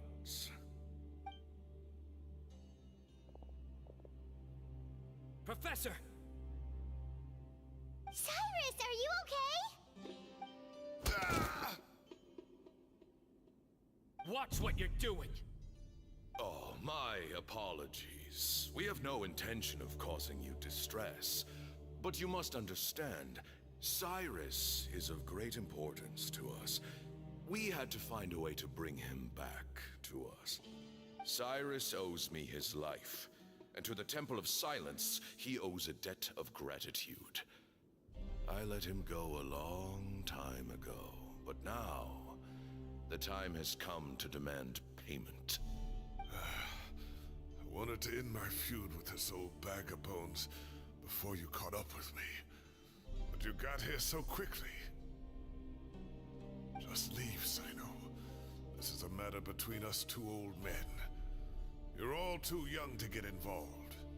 So that's why you didn't want to report the letter. You'd made up your mind to come here from the beginning. You only left in such a hurry to try and throw us off your trail. Some things in life catch up with you, no matter what you do. You shouldn't have come. That alone brought the others. Sino didn't make us do anything. We came here for the same reason he did. To rescue you. We'd appreciate you telling us the truth. Otherwise, it seems a little unfair on everyone who had to stay behind. My secrets are secret for good reason. Bringing them to light can only lead to misfortune. You're afraid, aren't you? You can't bring yourself to speak of your past deeds to the students you nurtured as if they were your own children. You recognized our emblem because for many years you lived among us. Indeed, you all but became one of us. You knew as soon as you saw the letter that we, not Uraka, were the ones speaking to you. It threatened you only because you know what you did. Your own guilt convicted you. For you, Cyrus, are a traitor. You once shared your learning with us, and joined us in our mission to revive the might of Hermanubis, to bring new hope, new opportunity. But then you betrayed us. You bargained for your independence with your past contributions. And then you left, taking with you Hermanubis' might and the wielder of his power. We both know what I said to you that day. That as the leader, I grant you permission to leave, but that one day, the sands of time will catch up with you. And when that day comes, you must pay the price you owe. You really know how to hold a grudge. Hermanubis' might? And the wielder of his power? Does he mean you? Professor, anything to say? Moon is right. I came here once before. He rescued me from the brink of death once, many years ago in the desert. When he learned that I was a scholar, he invited me to come here and revive the might of Hermanubis together. It was a great, daring plan, and one shrouded in secrecy. The Temple of Silence had been bereft of Hermanubis for too long. The strength of its faith and its warriors were waning. Bamoon proposed that we implant bar fragments, shards of Hermanubis, into the bodies of suitable vessels. If the experiment was successful, the spirit of Hermanubis would then dwell within the vessel. Many believers volunteered themselves for the experiment. But we soon discovered that the bodies of grown adults could not withstand Hermanubis' power. In the end, Bamoon offered his own adoptive grandson. One other child was identified as a suitable vessel, and his parents agreed to release him into our custody in exchange for a small fortune. These two children were our only hope for hosting Hermanubis' power. For many years, the Temple of Silence had been in possession of 2 Ba fragments from Hermanubis. As remnants of his raw power, they were exceedingly rare treasures. The test subjects were sent into a room that had been prepared for the ceremony and instructed to approach the Ba fragments, whose power had been amplified. If, after some time, this power did not repel them, this would mean that they were suitable vessels. The original plan was for a 3-stage experiment: resonance, implantation, and recovery and observation. The resonance stage went quite smoothly for both candidates. As the 2nd stage began, I realized a decision had to be made. Should we implant the fragments one at a time? This would allow us to monitor the results after the first round and adjust our plan accordingly. Or alternatively, we could implant each fragment in a different vessel at the same time and compare their effects. But as I was deliberating, both Ba fragments suddenly became active. They glowed with a light we had never seen before. I knew that if they were not implanted right away, they would disintegrate and be gone from the world for good. Our 2 vessels had both displayed great promise by successfully resonating with the fragments. Under the circumstances, the thought of implanting both fragments into the same vessel seemed out of the question. To preserve our faith and our power, we implanted each of them with a single fragment. Ultimately, I ended the experiment and left, taking one of the children with me. In recognition of your past contributions, I chose not to send someone to hunt down and kill you both. Your lives were spared, but I have paid a great price for your betrayal ever since. I have always wanted to see you, Sino. Losing you and your Ba fragment dealt us a devastating blow. We've been in decline ever since you left. I see. So that's how I gained my power. Look, in essence, I borrowed your Ba fragment for a decade or so. And now you are seeking justice. If you want to take my life, then so be it. I'm an old man now anyway. But you cannot lift a finger against Sino. He is the General Mahamatra. Your actions would be seen as A declaration of war against the Academia. I'm sure you don't remember anymore, dear Sino, but you've met us all before. You were so young then, when we all gathered around and celebrated the revival of our Lord. You and he, Sethos, you were our final hope. You'd like me to return my power? As a follower of Hermanubis, I have allowed this power to remain in the rainforest for far too long. Now, it is time to reclaim it. That power is not yours to reclaim.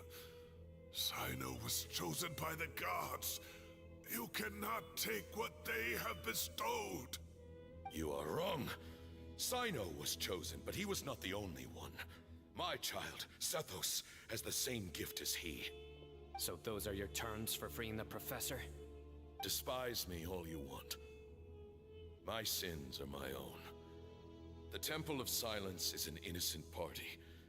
It is because of my foolishness all those years ago that the Temple's glory has waned. And now I must take responsibility for the decision I made back then. So what you're saying is, the power of one Ba fragment is not enough? You're asking me to return the one in my possession, so it can be implanted in him instead? Divine power causes great suffering to those who wield it. How do you know that Sethos would be able to withstand it? He is no longer a small child. But regardless, this burden is ours to bear, and your objections mean little given that you turned your back on us long ago. Both my heart and mind are telling me that what you are proposing is a terrible idea. However... Don't listen to him, Sino. That power is no more yours to give than it is his to take. You have to understand. I know. But if this is a question of your freedom versus a fragment of power, then... there is nothing to debate. Sorry to interrupt, but in my view, there are a number of contentions here that still need addressing. Say that Sino refuses to return his power, and you also refuse to release Cyrus. Then, we are at an impasse. I find it hard to believe that you went to all this effort without planning for that possibility. You're trying to gauge where we stand while keeping your remaining cards close to your chest. Well, my stance is, put the rest of your cards on the table. Then we can have a discussion. Wait, those ears... So, we have a descendant of the Valukashuna in our midst. Splendid! Fate smiles upon us after all. Everything we have longed for, Hermanubis will provide. Perhaps this very day we'll...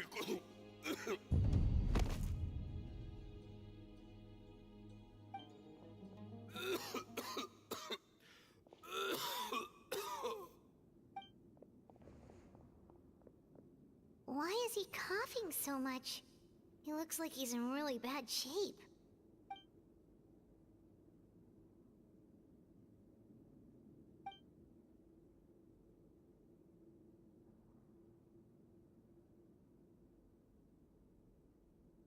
Moon, you... Take our leader back to his room.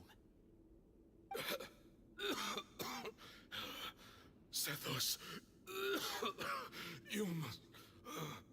Grandfather, I know what you wish to say.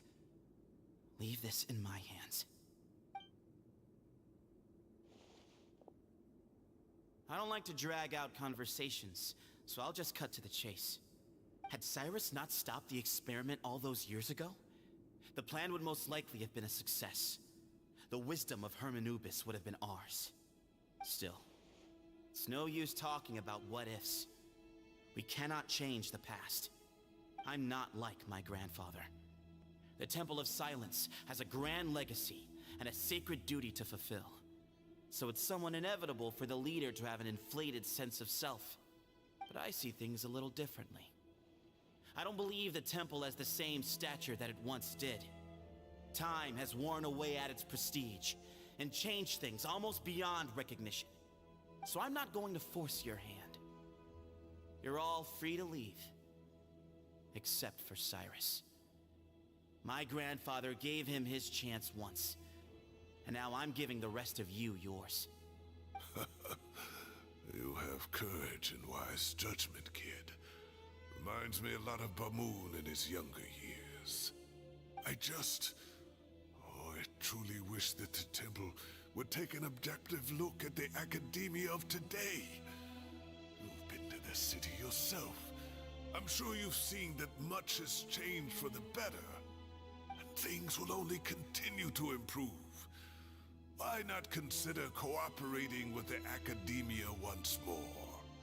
If you hadn't betrayed my grandfather, I might well be open to persuasion. But it's a bit too late for that now, Cyrus. Tainari made a good point earlier. He said there has to be more to your plan than this, and I agree. All you and Ba Moon are after is the Ba fragment. The professor will accept whatever fate you deem fit for him out of a sense of guilt. I am the one who has a choice to make. And that's how it was always going to be. Ultimately, you want to trade the Ba fragment for the professor, correct? I'm glad to see you're giving it some serious consideration. I won't forsake my professor, nor do I intend to run from a problem that I must face sooner or later. Give me one night to make my decision. That works. Then I'll be waiting to hear your verdict, Sino. Oh, my grandfather still has a fair few things he wants to say to Cyrus, so I'll be escorting him back now.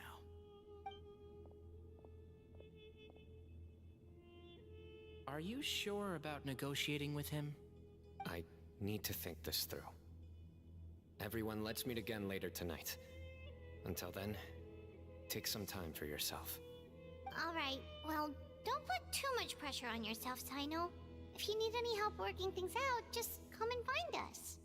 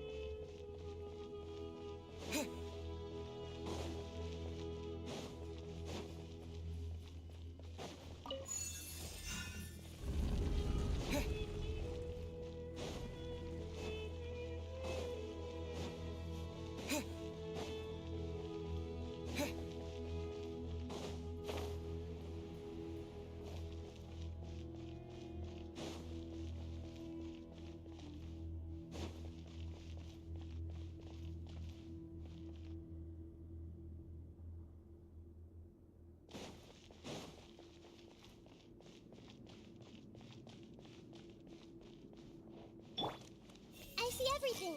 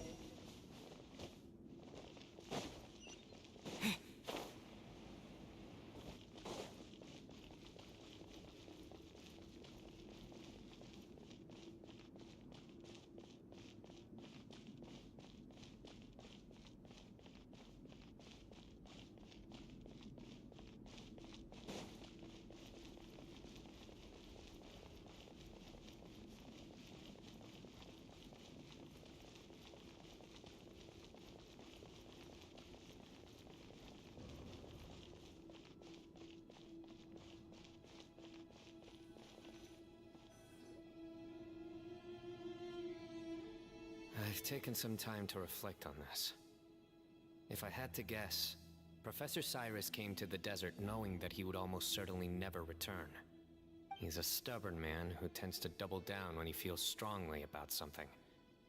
We won't get anywhere trying to convince him to escape. I agree. My master Nephis says the same thing. Once Cyrus makes up his mind about something, he won't listen to reason. So that's one thing. A few other things come to mind too. You've heard all you need to hear about the Temple of Silence. So on that, I don't have anything to add. My own memories of this place are hazy though. Probably something to do with the overpowering presence of the Ba fragments. That might explain why I suffered from constant headaches and fevers as a child. I do remember having some fleeting moments of profound emotion when vague images would appear in my mind. But I don't recall much, only bits and pieces. I was still young then, and all I could understand was that there was a strong will inside my mind. Thinking back on it now, I suppose it was Herm Anubis' way of trying to encourage me, even if we couldn't communicate. The power that came to inhabit my spirit was probably one of the cornerstones of their whole faith. So if the will and might of Herm Anubis is a real, intangible thing, and they are its rightful worshippers, then... You're not gonna give in to their demands, are you? Surely there has to be another way! No. I have no intention of returning it. I need this power to protect Sumeru. But the temple has the right to make the final decision over its fate, since it belongs to one of the 7 pillars of King Deshret. So I will challenge them head-on, and win the right to wield this power for myself, fair and square. This reminds me of something Alhaitham mentioned to me just before we left. He said that the Temple of Silence was originally founded by the ruling elite of the day. Traditionally, such organizations are bound by a strict and ancient code of nobility. Kaveh has made similar observations about the desert tribes from his work trips there. He says many of them have their own internal rules. They talk about the importance of never dishonoring their tribal bonds, or the rules laid down by their ancestors. I think we could turn that to our advantage. Go back to them with a proposal of our own. Wow, and just like that, we've turned the tables on them! Looks like we have the same idea. Turn it back on them now while we still can, in terms that they cannot refuse. That's how we win this.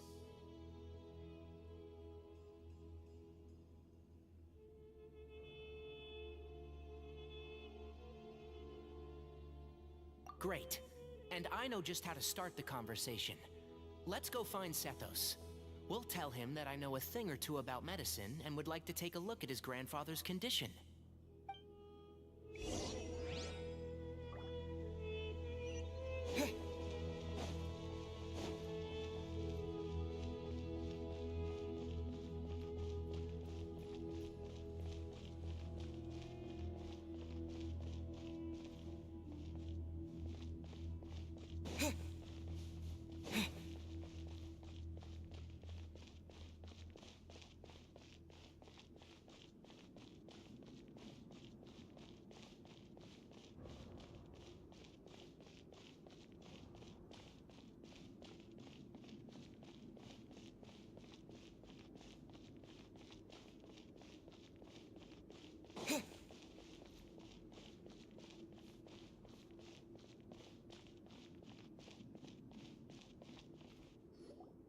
Sethos, let's talk. Have you made up your mind? We'll get to that, but first, I have some degree of medical training, so I was wondering if you might let me take a look at your grandfather? I have no objections, although we do have our own doctors here. I doubt you'll be able to tell us anything we don't already know.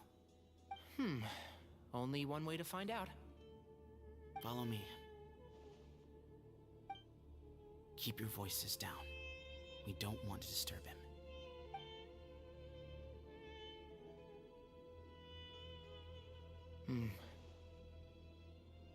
Let's talk outside. Bamoon has fallen into a deep coma, and his prognosis is quite grave. I'm sure that your physicians have come to the same conclusion. He appears to have sustained a serious injury in his youth, which has been exacerbated over the years by the heavy burden of work and now by the effects of old age. Regretfully, I must inform you that, based on what I've seen with patients in a similar condition, he doesn't have long left. A few days at most. Yeah. I've known for a long time. You're his heir, aren't you? You clearly have a lot of respect for the man. But you also see things differently. You have a broader range of concerns and a more pragmatic approach. So tell me how we can end this on your terms. Let's find a way to bring all this to a resolution while Bamoon is still alive to see it. That's what really matters to you. I know it. Yeah, there's no time to waste here. You know that better than anyone. You know, the two of you are actually in a very similar predicament right now. Both of you have a very different perspective from the men who raised you. Right. And you didn't create this situation. They did, but somehow you've ended up having to make the tough decisions. You're right. We both look at this problem very differently than the people we inherited it from. I accept, Sino. This all began because of Hermanubis, so let's end it with the rite he himself created. Legend has it that when Hermanubis first arrived in Tuletula, he sparred with the city's residents. He and his two companions proved their mettle by fighting over several days, winning the support of many fine people. That group of supporters were some of the first members of the Temple of Silence, and the sparring matches were enshrined as one of our founding rites, the rite of duels. It's where it all began. Sounds very fitting. I'm in. As a fellow vessel of Hermanubis, your ties to the Temple of Silence run deep. So I will permit you to participate in this rite, along with your chosen companions. 3 against 3. Sounds good. However, I have some additional terms. As the challengers, you must win all 3 of your fights to win. And Sino, both of us must put our Ba fragment on the line. The winner takes them both. Letting Cyrus leave with one of the Ba fragments was a mistake, made by my grandfather out of pity. It is a long-standing issue that must be addressed for the Temple of Silence to move forward. I can make no concessions on that front. None needed. We're on the same page.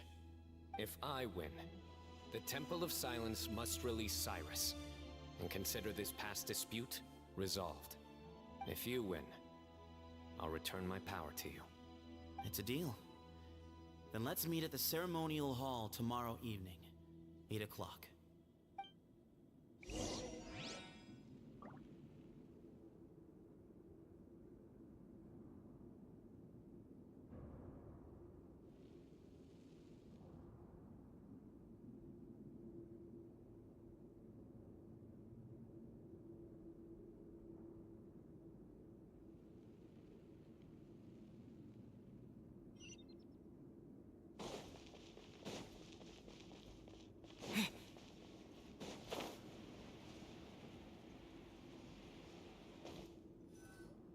Well, after how that went, there's definitely no turning back now.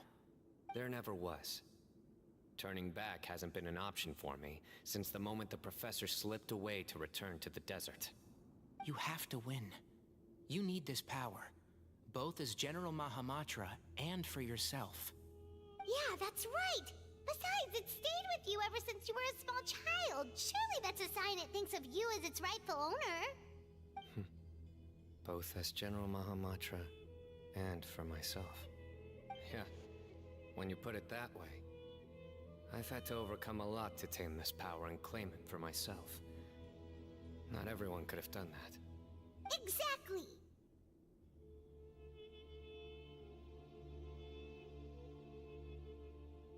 The Traveler and I will never lose.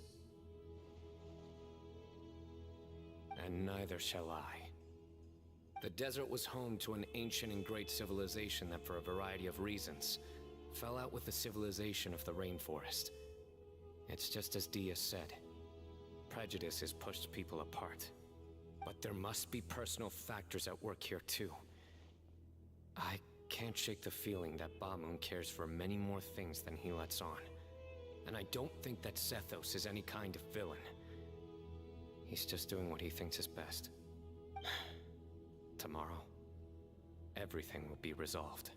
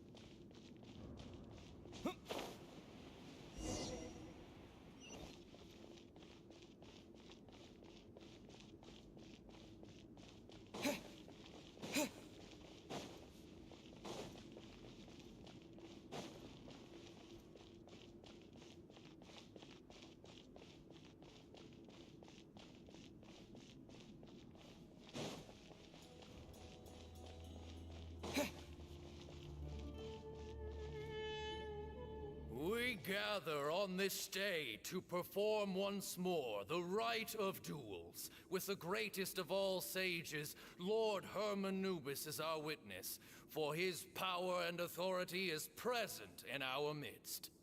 This is our most sacred of ceremonies, and no disruption from the audience shall be tolerated. It is incumbent upon all to observe the duel with the utmost respect and reverence throughout the proceedings.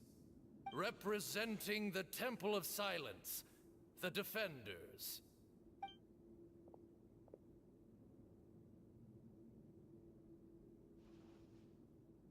Grandfather, you're here. A rite of duels after all these years. I am surprised by your decision, Sethos. I know what I'm doing, Grandfather. Just leave it to me. Representing the Academia, the Challengers. Ready. We will fight to have our voices heard. Warriors, take your positions and decide on the order of battle. We come not to debate what brings our challengers here, nor what will become of the defeated duelists. Duelists, the might of Hermanubis himself is at stake here. Now, fight. Fight until the rightful victor is proclaimed. Huh? Are you sure? I agree. He's very strong. Sending him out first will definitely intimidate the opposing side. Okay, then you're second. Sure. We have decided. So have we. Let's begin. Duelists of the first bout, please step forward.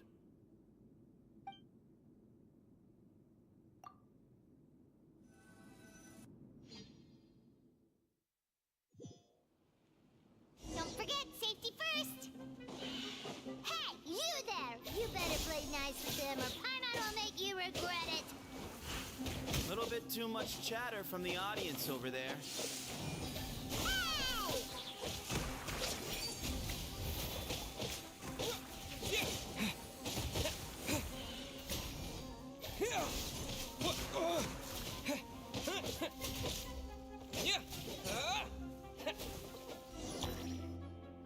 A swift end to the first bout. I now invite the duelists of the second bout to please step forward. When you're both ready, you may begin. Let's begin. Watch out! Go, Tenai, go! He drank plenty of water before the bout, so he should be fine.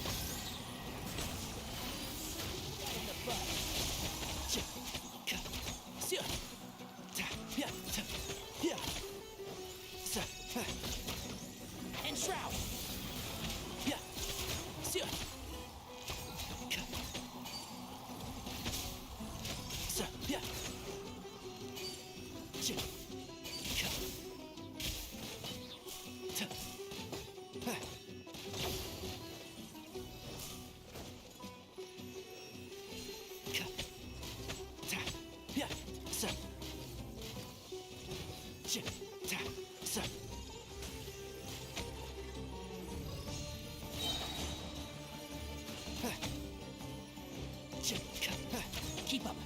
I'll uproot you!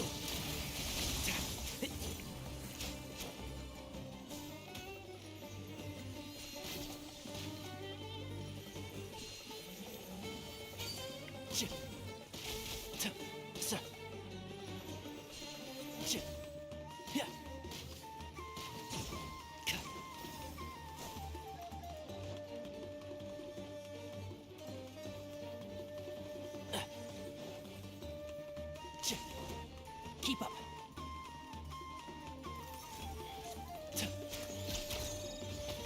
Can't see?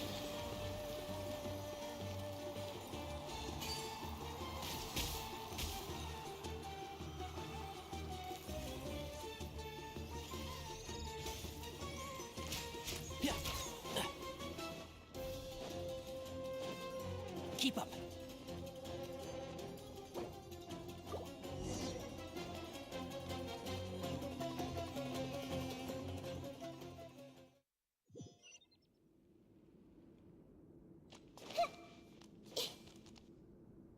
Duelists of the first bout, please step forward.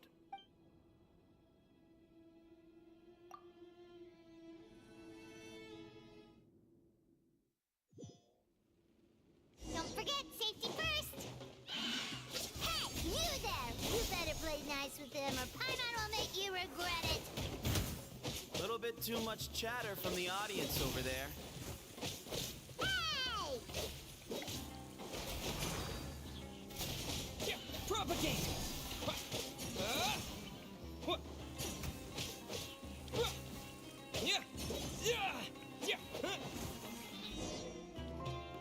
A swift end to the first bout. I now invite the duelists of the second bout to plead. When you're both ready, you may begin. Let's begin. Watch out! He drank plenty of water before the bout, so he should be fine.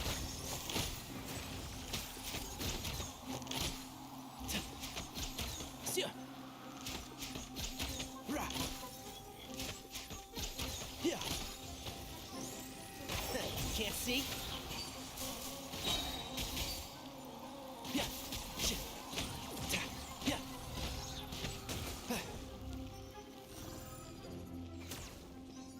Entrap! I hear everything!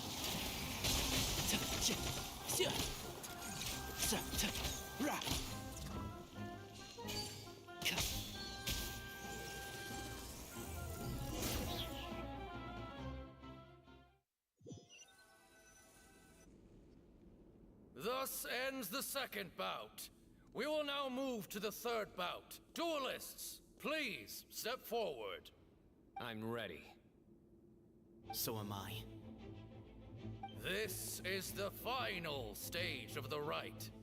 I remind you both that the terms you agreed upon in advance are binding.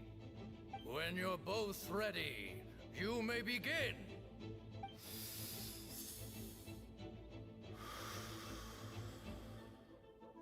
I am Sethos, vessel of Hermanubis, grandson of Bamoon, the leader of the Temple of Silence. For many years, we have kept our covenant with Lord Hermanubis by guarding the secrets of King Deshret. And even in our darkest hour, when we could not see a way forward, we chose not to abandon hope, but to embark on a brave new experiment so that we might prevail. We earnestly sought Lord Hermanubis' wisdom and power, longing to see his spirit and his light descend upon us. Now, I will fight to become the rightful wielder of that power. I am Sino, General Mahamatra of the Academia, student and successor of Cyrus, the Sage of Spontamod. I fight in defense of my power, my professor, and my nation. And you, I think you left some things unsaid. This is a sacred duel, and Hermanubis is watching. So bare your soul. Everyone, old and young, fit and frail, they're all waiting to see how this duel will end. My grandfather is a wise leader. He is also known to be a ruler who is not afraid to get blood on his hands. I understand his beliefs well, and I know what he expects of me. But our faith has held us back for too long. After I grew up, I went to the rainforest once, and I saw for myself the people of the city. Times have changed. The people of Sumeru are happier and more free now than in the past. I thought about this as I stood at one of the tallest points in the city, gazing down at the streets below. Then I thought of you, Sino. You and I both wield the same power. Yet the lives we lead could not be more different. Each Ba fragment of Hermanubis stands for something different. Might, glory, or one of many other secrets that have yet to be revealed.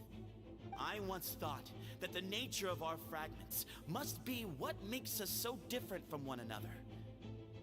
But maybe it's that you've found your answer, and I am still searching for mine. I am more than just a warrior. I am my own person. Exactly. The name Hermanubis has left its mark on both of us, shaped the course of our lives. We are his vessels, and yet we are more besides. So show me your answer, Sino. Show me I can be more than my faith, more than the power I wield.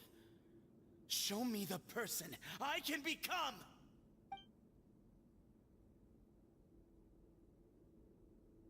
Bring it on!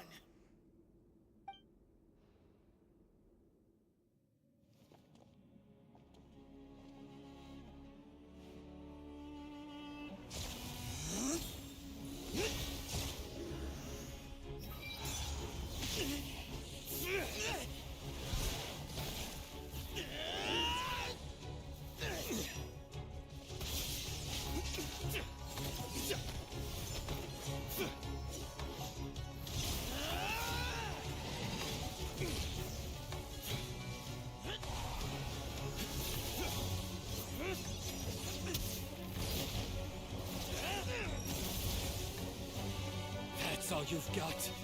What happened to searching for your answer?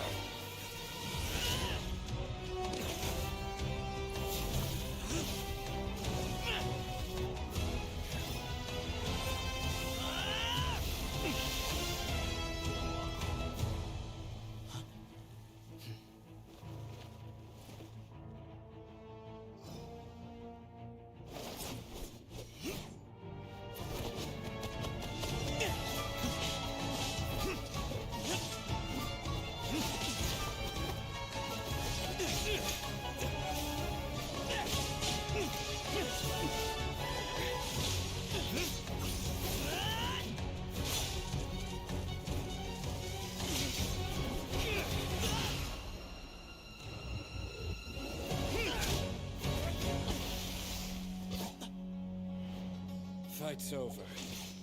Do you yield? You won. Well then, looks like you found your answer.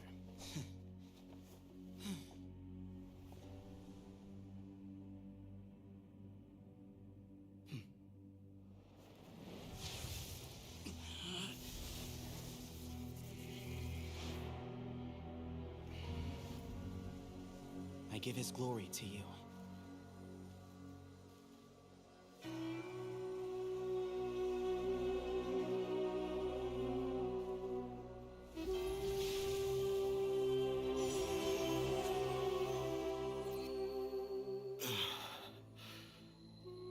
I've seen that light.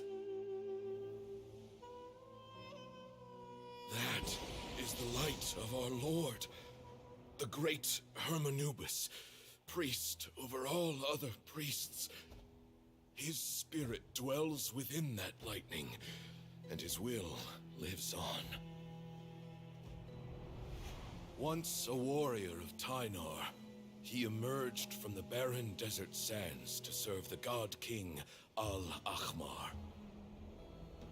After the death of the god king, Hermanubis gathered his followers and the Tynarian priests and led them to the city of Tule-Tula.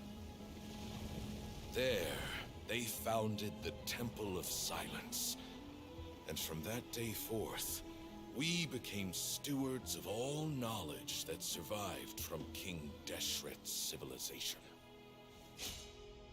Barely a century passed before war ravaged the desert. One by one, Eremite leaders took up arms against each other in battles that would devour what little remained of their civilization. Only the wise city of Tule-Tula was spared under the guiding hand of the Tynarians. But peace did not last. Coveting the knowledge of King Deshret, the beasts set their eyes on Tule-Tula. The king of Gurabad laid siege to the city and ordered the sages to surrender to him the Temple of Silence as proof of his victory. The ruling elite colluded with their oppressors, betraying the temple so as to hold on to their rule over the city. They declared that the knowledge guarded by the temple was the true cause of corruption. These were dark days, and we faced enemies on all sides. Our Lord had long since exhausted his strength, keeping the forbidden knowledge introduced by King Deshret at bay.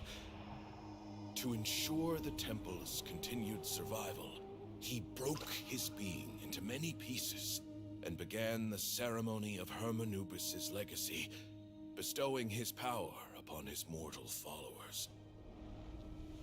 With this power, the temple was able to defeat the tyrant's army. Yet, we were not hailed as heroes. Strange and unfamiliar as this power was, it struck fear into the people's hearts and drove them to reject us. In the end, the people of the temple and the Tule-Tula Tynarians left the city for good and made their way to the rainforest. What followed next was inevitable. The elite of Tule-Tula fell and were decimated. War engulfed the desert. And we wandered from place to place, always in hiding, all the while keeping close watch over our secrets and staying true to our mission. Betrayal forced us out of the desert and into the forest. Then mistrust drove us from the forest into the desert once more. We have lived in exile for far, far too long. Yet, today, the Temple of Silence has borne witness to the glory of Hermanubis once more. Thank you.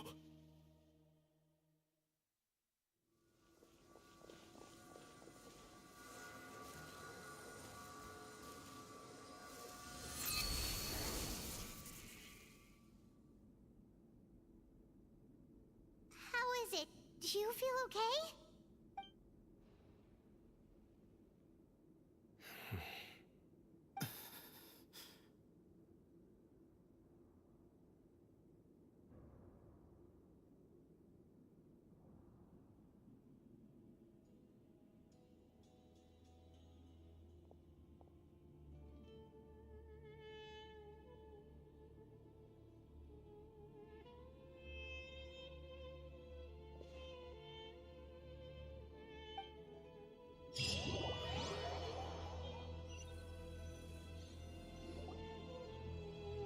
Grandfather.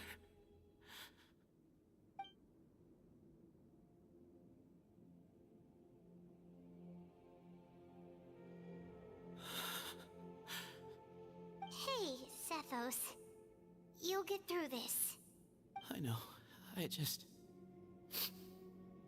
I'll miss him. I guess you were prepared for this. It's been a long time coming, huh? Yeah, he's been on death's door for a very long time now. I think it was only through sheer willpower that he managed to hold on to this point. At least, he was able to see this chapter come to a close before he passed. What's next for you? Per my grandfather's last wishes, the Temple of Silence should submit to whoever possesses the largest number of Hermanupis fragments. That entitles you to be our new leader, Sino. But that's never going to work, as I'm sure you realize. I'm the General Mahamatra. I am needed back at the Academia. I did foresee this possibility, and I gave it some thought. The fact is, I know next to nothing about the staff, records, and environment here. As such, I am ill-suited to be your leader, Sethos. I believe the honor should go to you. Were it not for this duel, or indeed if you had other intentions, the Ba fragments would most likely be in your hands by now. I'm sure Bamoon never meant for anyone but you to be his successor. You really think so? I do. Still, I didn't think Bamoon looked very surprised by the final result. Perhaps he had an inkling that this would be the way things end. Well, in any case, since the Ba fragments are with me now, I guess I can call the shots. Sethos, I would like you to succeed Bamoon as the new leader of the Temple of Silence. You are more suited to the role than I, and I have complete faith that you will be an excellent leader. Just think of it as doing me a favor. But doesn't that render everything that we've been through up to now meaningless? No, it doesn't. This experience has allowed us to become friends, which means that the Academia and the Temple of Silence will become partners once more. That's a much bigger deal than you might think, Sethos. You said yourself, times have changed. You have to believe that things can change for the better here at the Temple too. I will try. To be honest, I couldn't have asked for a better outcome. Actually, part of me wonders whether Bamoon's intentions from the very beginning was just to create enough pressure to force us towards a duel. That way, no matter who won, one of us would have to surrender our Ba fragment, and the power of Hermanubis would be concentrated in one single person. Had you won, the Temple of Silence would have doubled its strength. And were I to win, he correctly anticipated that I wouldn't suddenly drop everything to become the leader of the temple, much less integrate the temple into the Academia by force. He knew that the temple's future would depend not just on the guidance of Hermanubis, but the support of the Academia too. So he made it his responsibility to ensure his successor would be free from the burdens of the past. His plan meant that whoever ended up succeeding him, they would have an easier time interacting with the Academia. With one single letter, he lured out the professor. No matter what happened after that, it would result in a net benefit to the temple. And here I thought the General Mahamatra wouldn't care for all these trivial details. You're absolutely right. Grandfather and I considered this from every angle. We had to find a way to mend our relationship with the Academia. In that sense, the right of duels was just a means to an end. Thank you for everything, Sino. As a gesture of our gratitude, to those that you and Lesser Lord Kusanali deem worthy, I will grant the honor of access to the Temple of Silence for their pursuit of knowledge. The Temple of Silence has a wealth of information on King Deshret's civilization, more than any other organization in existence today. In times when you need information that only we can provide, we will be here to support you. But you must be exceedingly careful with your selection of candidates, lest you lead humanity to repeat the same mistakes. By the way, Tainari, my grandfather was so happy to see you. You are a descendant of the Veluca Shuna, and we are the heirs to the will of Hermanubis. The story goes that King Deshret chose the sage Hermanubis from among the Tainarians and appointed him as his familiar. He went on to fight many valiant battles with his Tainarian companions. They always stood by each other, from the founding of the Temple of Silence to the fall of Tuletula. The Tainarians who left Tuletula joined their human counterparts in the rainforest.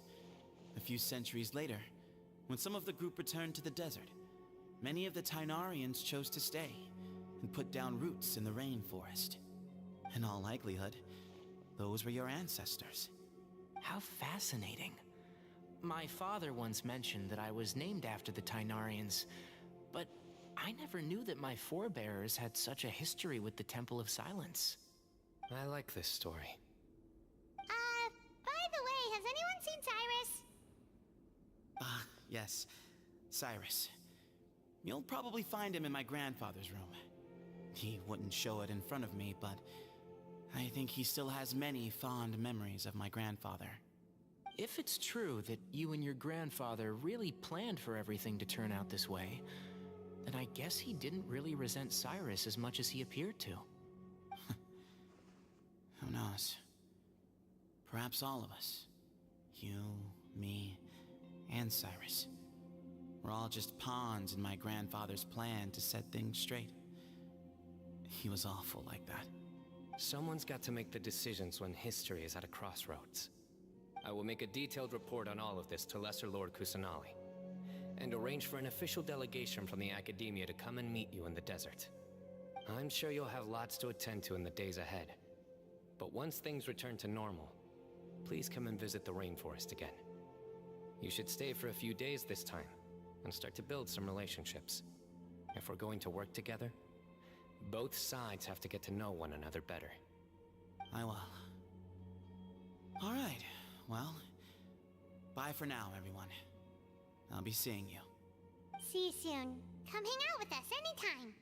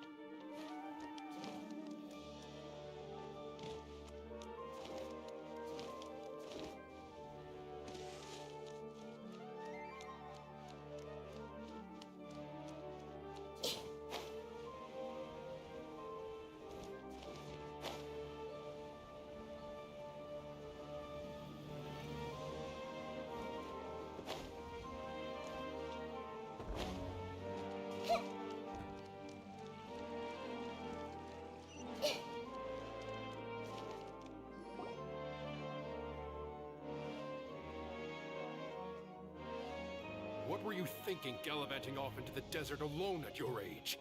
What if you take the bucket, You told not a soul what you were up to, designated nobody to handle your affairs, and left everyone scrambling frantically to try and figure out how on earth to clean up the colossal mess you'd made. Oh, please, will you stop your yelling? What other choice did I have? What do you mean, what other choice? Do you mean to tell me that after all your years of learning, and sagehood no less, the only idea you could conjure up in that white-haired walnut of yours was to shoot off into the unknown like some hot-headed 20-year-old adventurer? A one-man suicide mission, That's the best idea that one of the finest minds of a generation could come up with, is it? It astounds me that you survived the journey, and you're lucky that Ba Moon didn't finish you off when you arrived. All right, all right. Honestly, the way you're going off on me, it's like you wish you'd been there to lend him a hand. Does it mean nothing to you that I'm your colleague and former classmate? I've got nothing more to say. What's the point of berating an old bag of bones? What do you mean, bag of bones? I'm a flesh and blood hero who, despite his old age, saved our General Mahamatra from being stripped of his powers. Okay, look. Fine, I admit it, I was in the wrong. How can I make it up to you? What about, a month's work at the Academia? 1 month? Try Inari's master is really laying into Cyrus. Let's give them a wide berth. Professor brought this on himself. Don't pay any attention to him. Wow, I haven't seen Master get this riled up in a long time. The last time he chewed someone out like this must have been back when I was still a student. I think I'll go around and update everyone. Tell them the situation's resolved. Want to come with me? We can go for dinner afterwards. My treat. Makes sense. I'm in. Paimon's coming too! Let's go!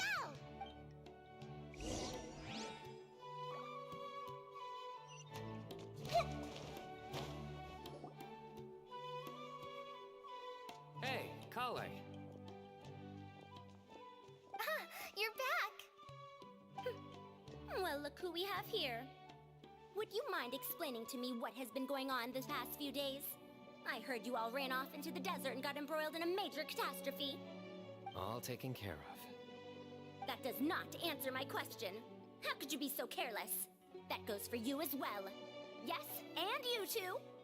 When you run into problems, you really ought to ask for help, you know? I've been around the block. Don't you think it would have made sense to involve me? And let's not forget, I know the desert like the back of my hand. Now would not be a good time to attempt to argue with Farazan. You're right. Mm-hmm. It's not the first time that I've had to talk to you about this sort of thing either. You need to learn that there are times when the right thing to do is get a more experienced member of staff involved. Do I make myself clear? Because if you don't, Kale, please do something. He's giving me the signal. All right, guess it's time to play my ace in the hole. Say, Madame Farazan, I can see you're pretty upset, but, I was just wondering, remember that time you offered to give me a tour of the Academia? Does that offer still stand? Huh? Wait, did I hear that right? Kale, you remember? Wonderful. Well, of course the offer still stands. Come on. Madame Farazan will show you around the old classrooms.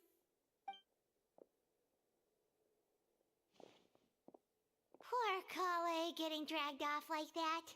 Also, check out Farazan acting like some sort of official Academia tour guide. Kale! Cup. Huh? What? Right! What do you mean, cup? You need a cup. I can get you a cup. Oh, it's nothing. Just Master's way of reminding me to stay hydrated while I'm out and about.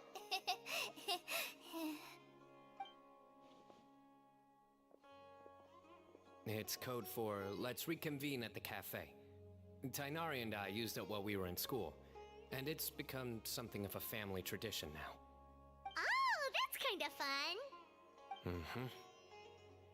2 people left. Let's bring them along too.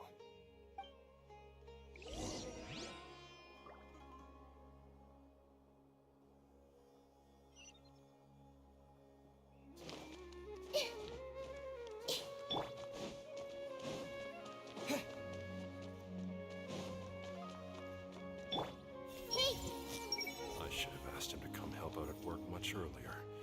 That would have kept him out of trouble and avoided this whole debacle. You'd better start packing your things. Report for work first thing tomorrow morning. What about my allowance? Oh, and his lunch? Don't push your luck. Let's not forget who is compensating whom here. Hey, man's gotta eat.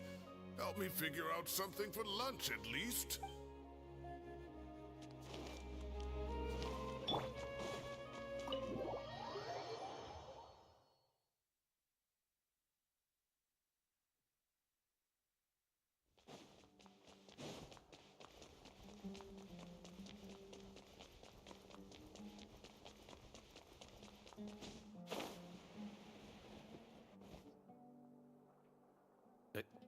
Am I hallucinating?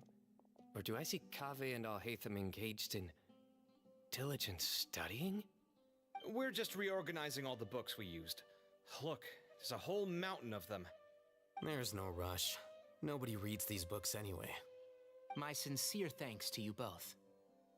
Yes, with your help, we resolved the issue rather swiftly and painlessly. And the outcome was better than we could have hoped for.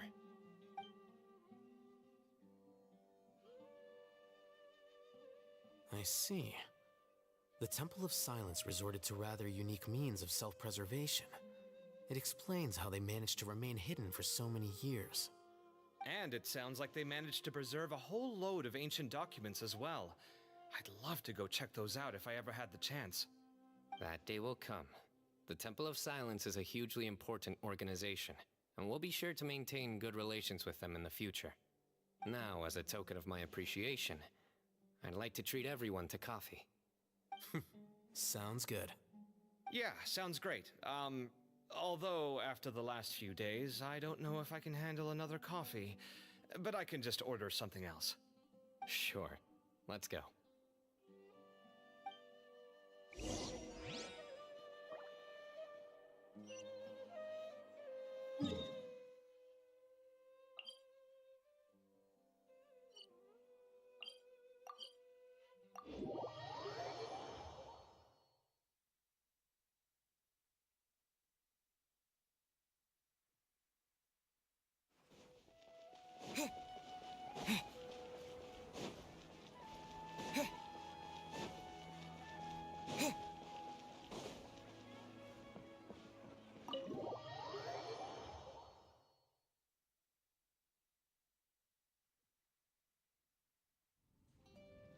And then the Traveler just pounced on their opponent and knocked him right out cold. Then there was Tainari. He put up an amazing fight too. We ended up winning all 3 bouts. Whoa! Part of me wishes I'd been there to see it, but I'd have been biting my nails off worrying about you guys. A truly edifying account of the events. Bereft of detail, but it has livened up the room all the same.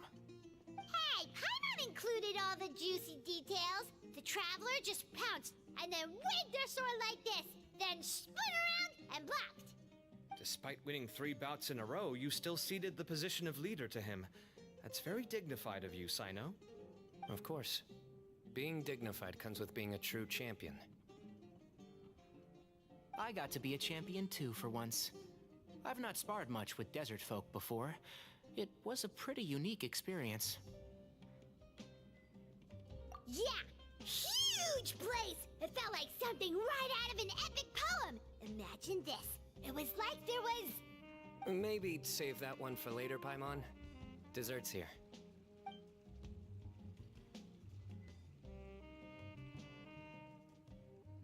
I think that'll do me for today.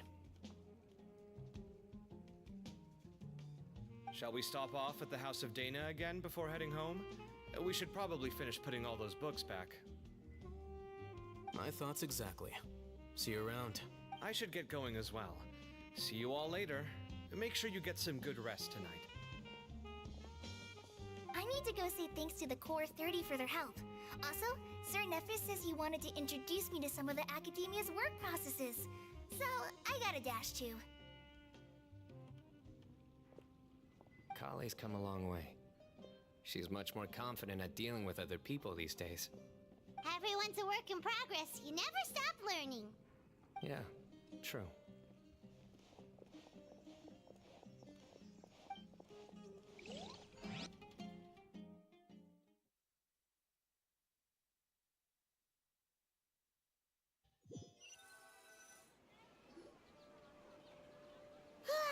That was good. It feels like everything's finally wrapped up now. Life is all about these moments when you can finally relax and hang out with good friends after a job well done. And also, those desserts Sino got, they were really good. Paimon definitely needs more of those in the future. Do you 3 have anything planned for the rest of the day? If not, would you come somewhere with me? That's a secret for now. Wouldn't want to spoil the surprise. Okay. I think I can guess what you're talking about. It'll definitely be a nice surprise. Well, now Paimon's curious. Come on, let's go.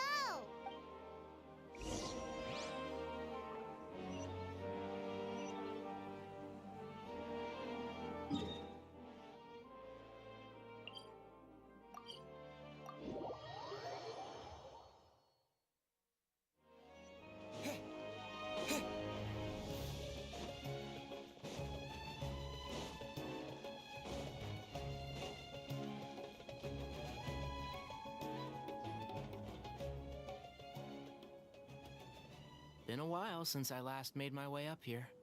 Wow, look at this place! We're so high up! Need any help? As you wish. It's a nice spot, isn't it? What a great view! We're so high up, we can see for miles! Traveler. Turn around.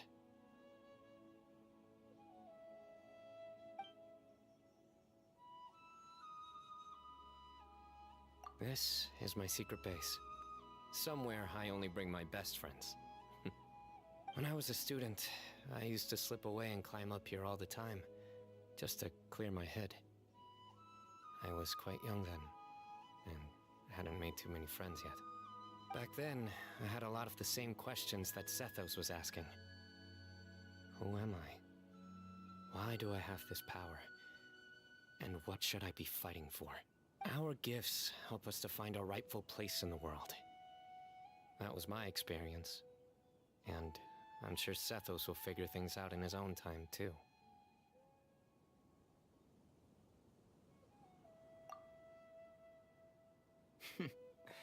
You two really are like brothers. I feel the same way. Of course. I see no need to be humble when it comes to the facts.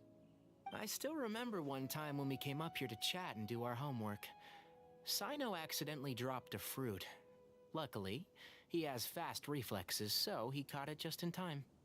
That was the one and only time. Nothing will ever slip through my fingers again. Those were good times. I kinda miss the student life. You know, Paimon really shouldn't be able to imagine Sino doing something like that, but for some strange reason, the mental image is coming through clear as day. Then make it stop. There's somebody there. It's Professor Cyrus. You guys carry on without me.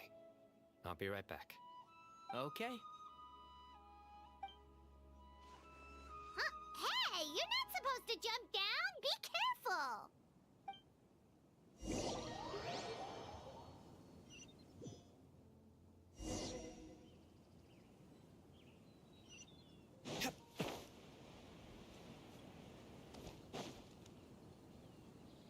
Oh my days. I can't believe how stupid I look in this one. Professor, what are you muttering to yourself about? Sino. Just the man I'm looking for. Guess what I found in some old notebooks? Some old photos? Can you believe it? This notebook was just sitting in a pile of odds and ends in the Sage's office. I must have forgotten to take it with me, and no one's touched it since. It was still right there. I was at the Academia earlier to discuss my workload with Nephis. I swung by the old office to have a look around and just happened to cross it. Well, time flies. Look how tiny you are in this picture. Still a kid. You look quite young yourself in that one. Ah, it's this one. I remember that. Lisa took it, didn't she? Yep. Looks like her work, all right. Who else could have found just the right angle to make me look so unbelievably hideous? And this one. Looks like we're both dozing off. Oh, cheeky girl. Taking secret photos of us without our knowledge. Is there something you'd like to say to me, Professor? Like what? Like, these are good photos, aren't they? Hey, at moments like this, I hardly know where to begin. I can't pretend I'm a good person. Bamoon had every reason to despise me. And well, so do you if you feel the same way. Don't be ridiculous, you old codger. Is that not what you wanted me to say? Oh, I've dreamt of that place many times after leaving the desert. Sometimes I've dreamed that I was doing research with them again. And other times, I dream of the day they saved my life. Oh, it was one of the happiest times of my life. We all learned so much from one another. You've matured so much over the years, I know. Since you're my professor, I should save you some face by not calling you out on all the non-answers you just gave. So, I will do the right thing and keep my mouth shut. Good thinking. Take your own advice next time. Seriously, why bully an old man like me?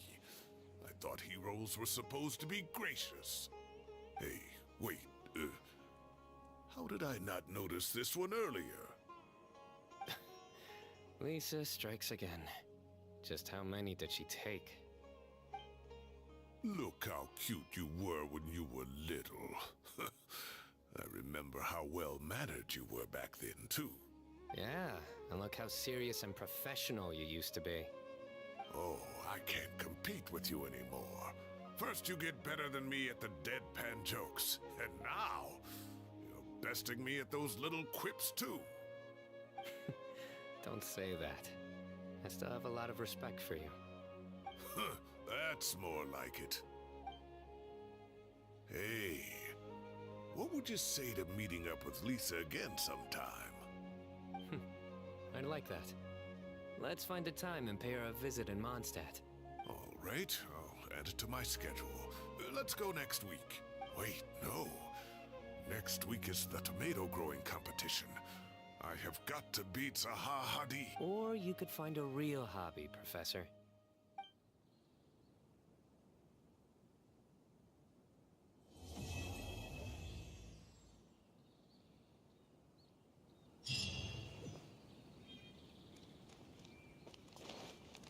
Everyone hold hands! I can't treat my students like kids anymore.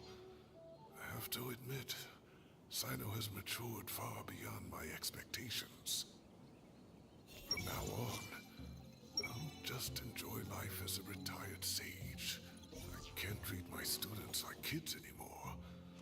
I have to admit, Sino has matured far beyond my expectations. From now on, I'll just enjoy life as a retired sage. The future is safe in the hands of the younger generation. Joke. How do I make this a joke?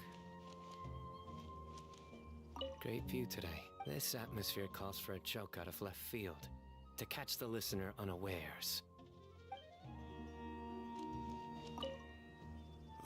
Time has passed too, but it turns out grown-up kids are no use. Oh, My neck hurts.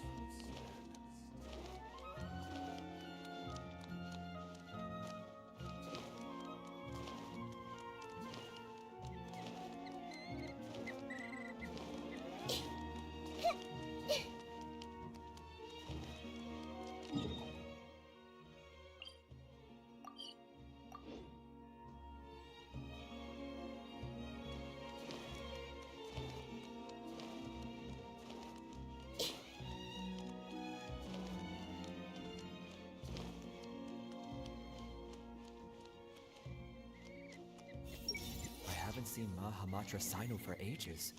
Has he been playing cards this whole time?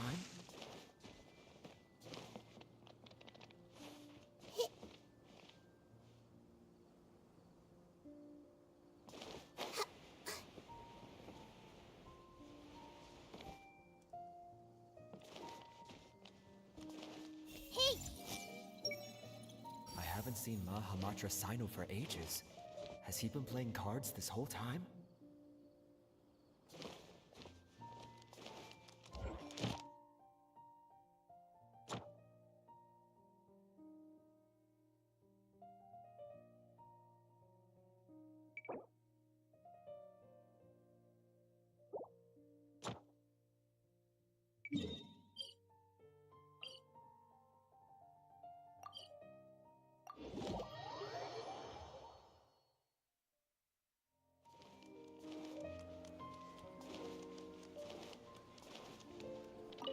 Astra. Thank you for completing.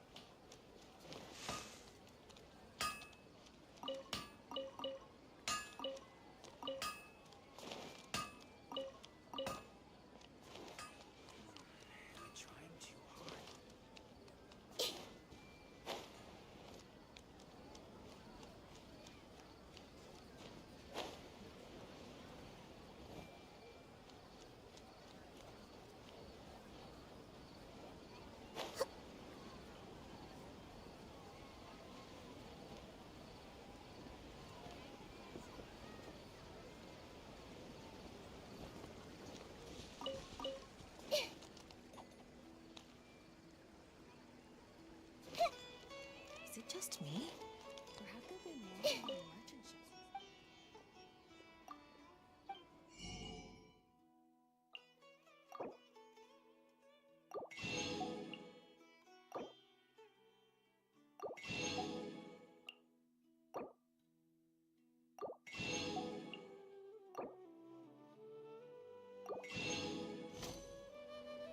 Care to buy some fresh fish?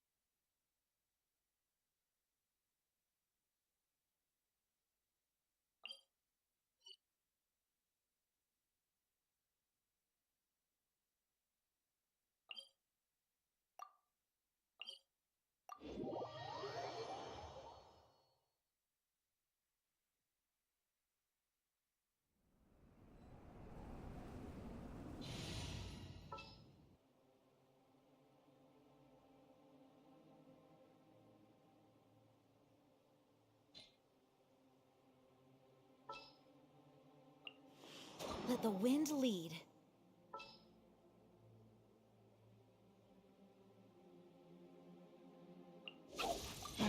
Don't tell me they did it again.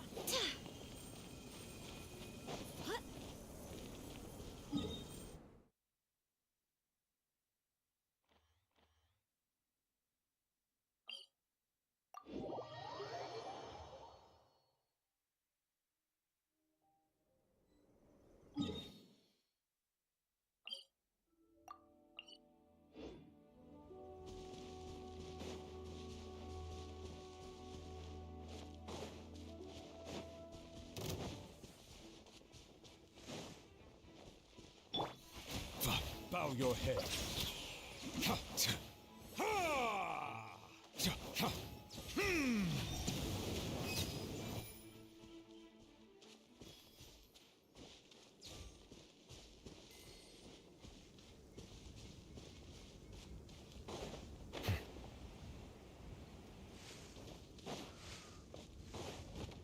Silence!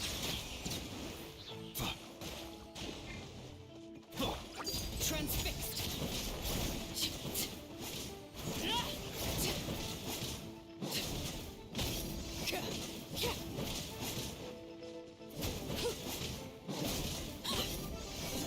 Laid bare.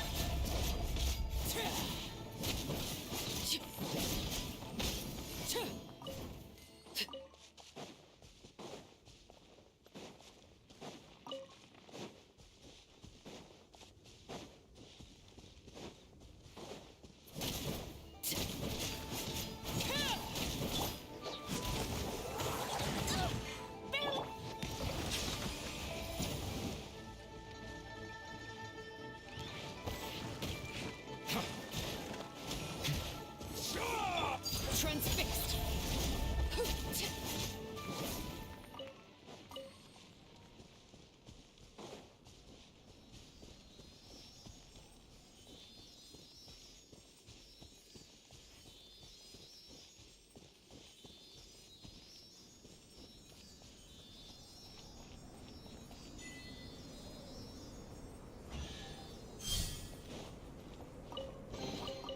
An impressive bounty.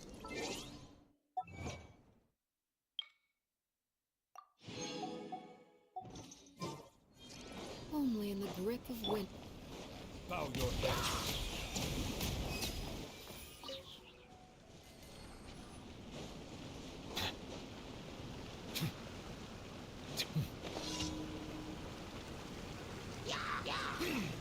Settle down.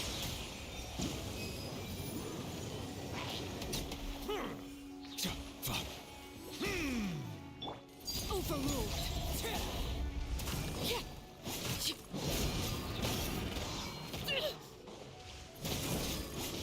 This is where you fall.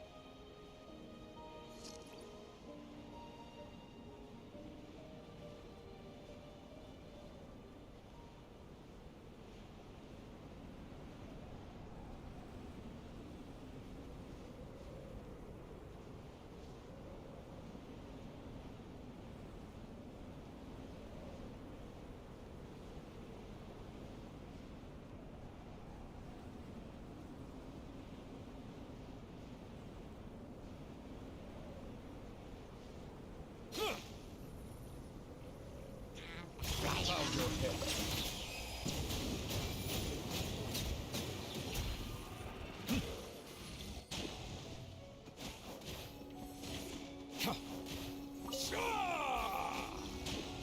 Silence!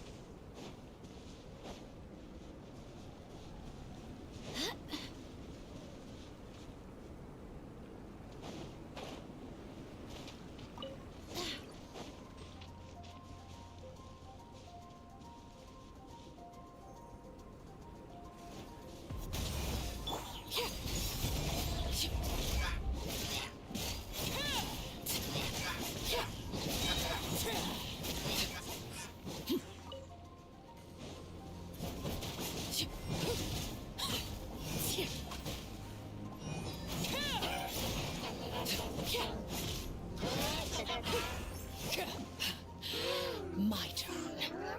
Transfixed. Witness my rise. Settle down!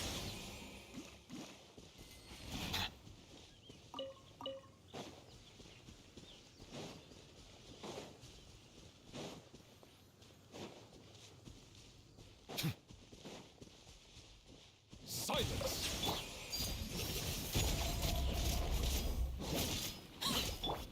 Go as well.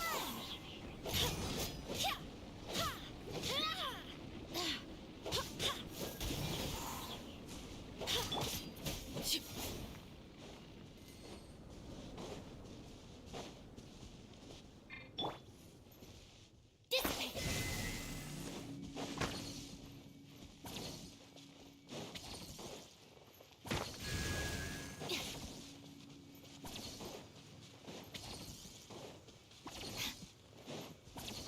It's a nice day, but I can't seem to shake this strange feeling.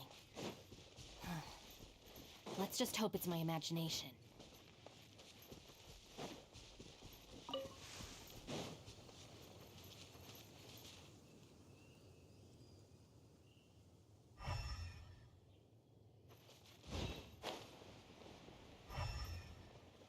It's a nice day, but I can't seem to shake this strange feeling.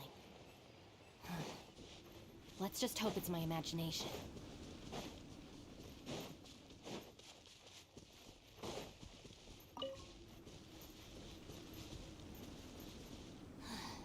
Let's just finish the job.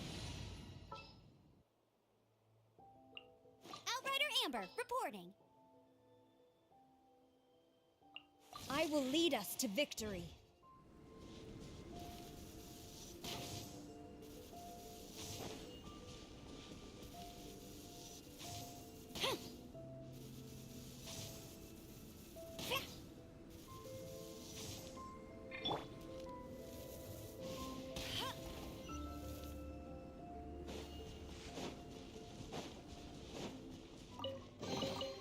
Another target tracked down by Outrider Amber.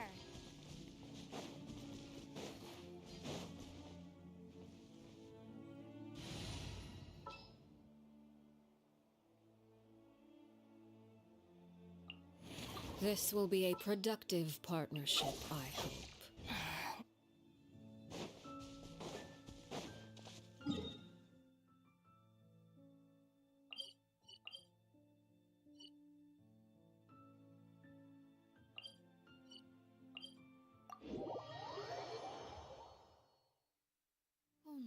grip of winter do people truly appreciate the warmth of flames.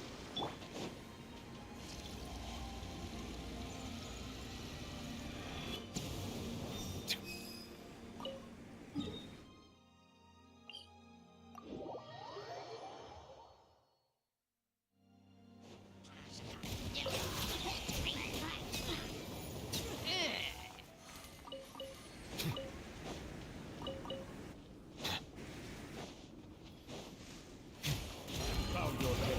An oversight on my part.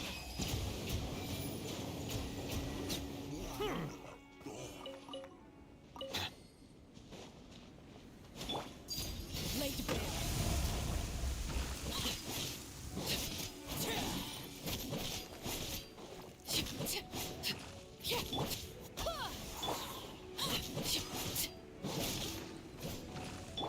Settle down.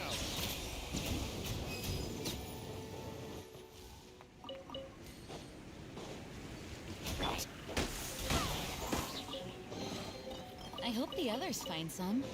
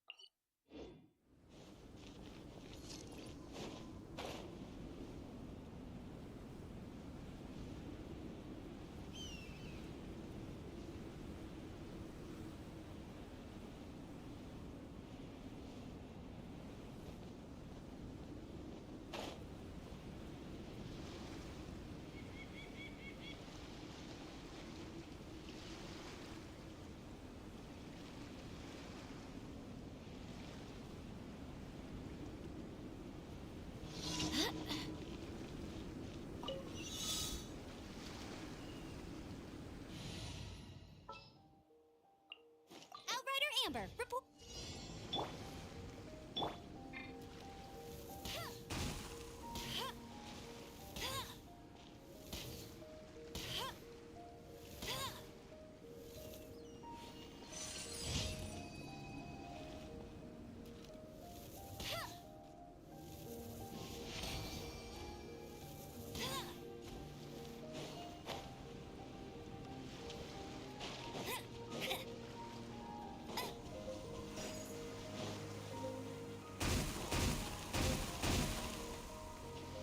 Bet you can't keep up with me.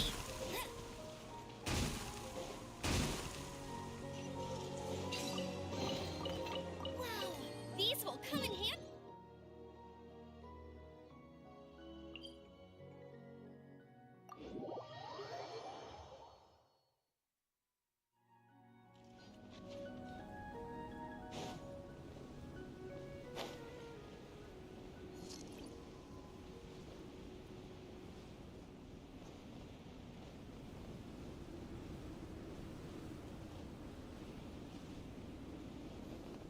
Get ready for the gliding champion of Mondstadt.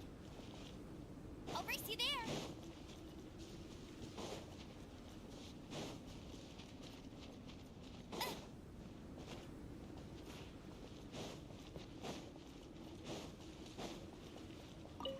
Bet you can't keep up with me.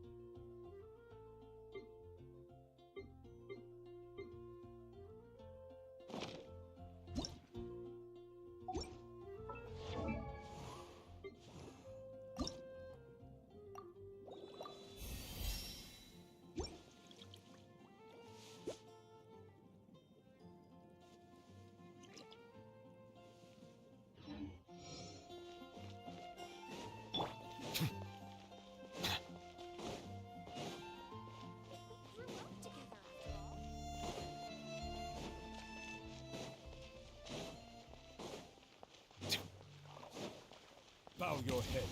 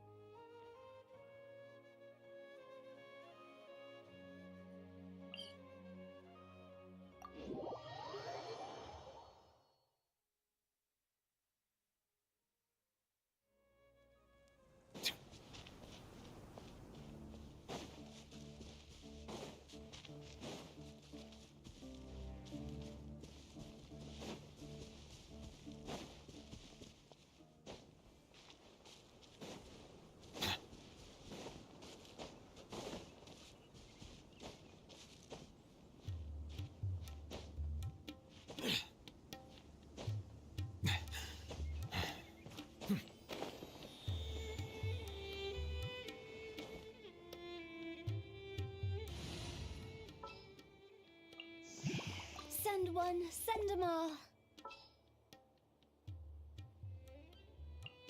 An insurmountable problem, I presume.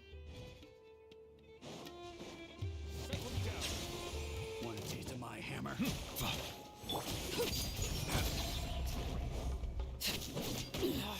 Go on. Should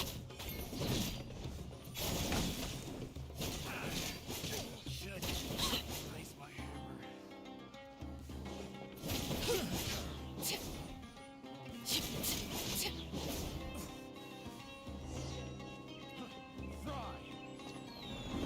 Silence! I got careless.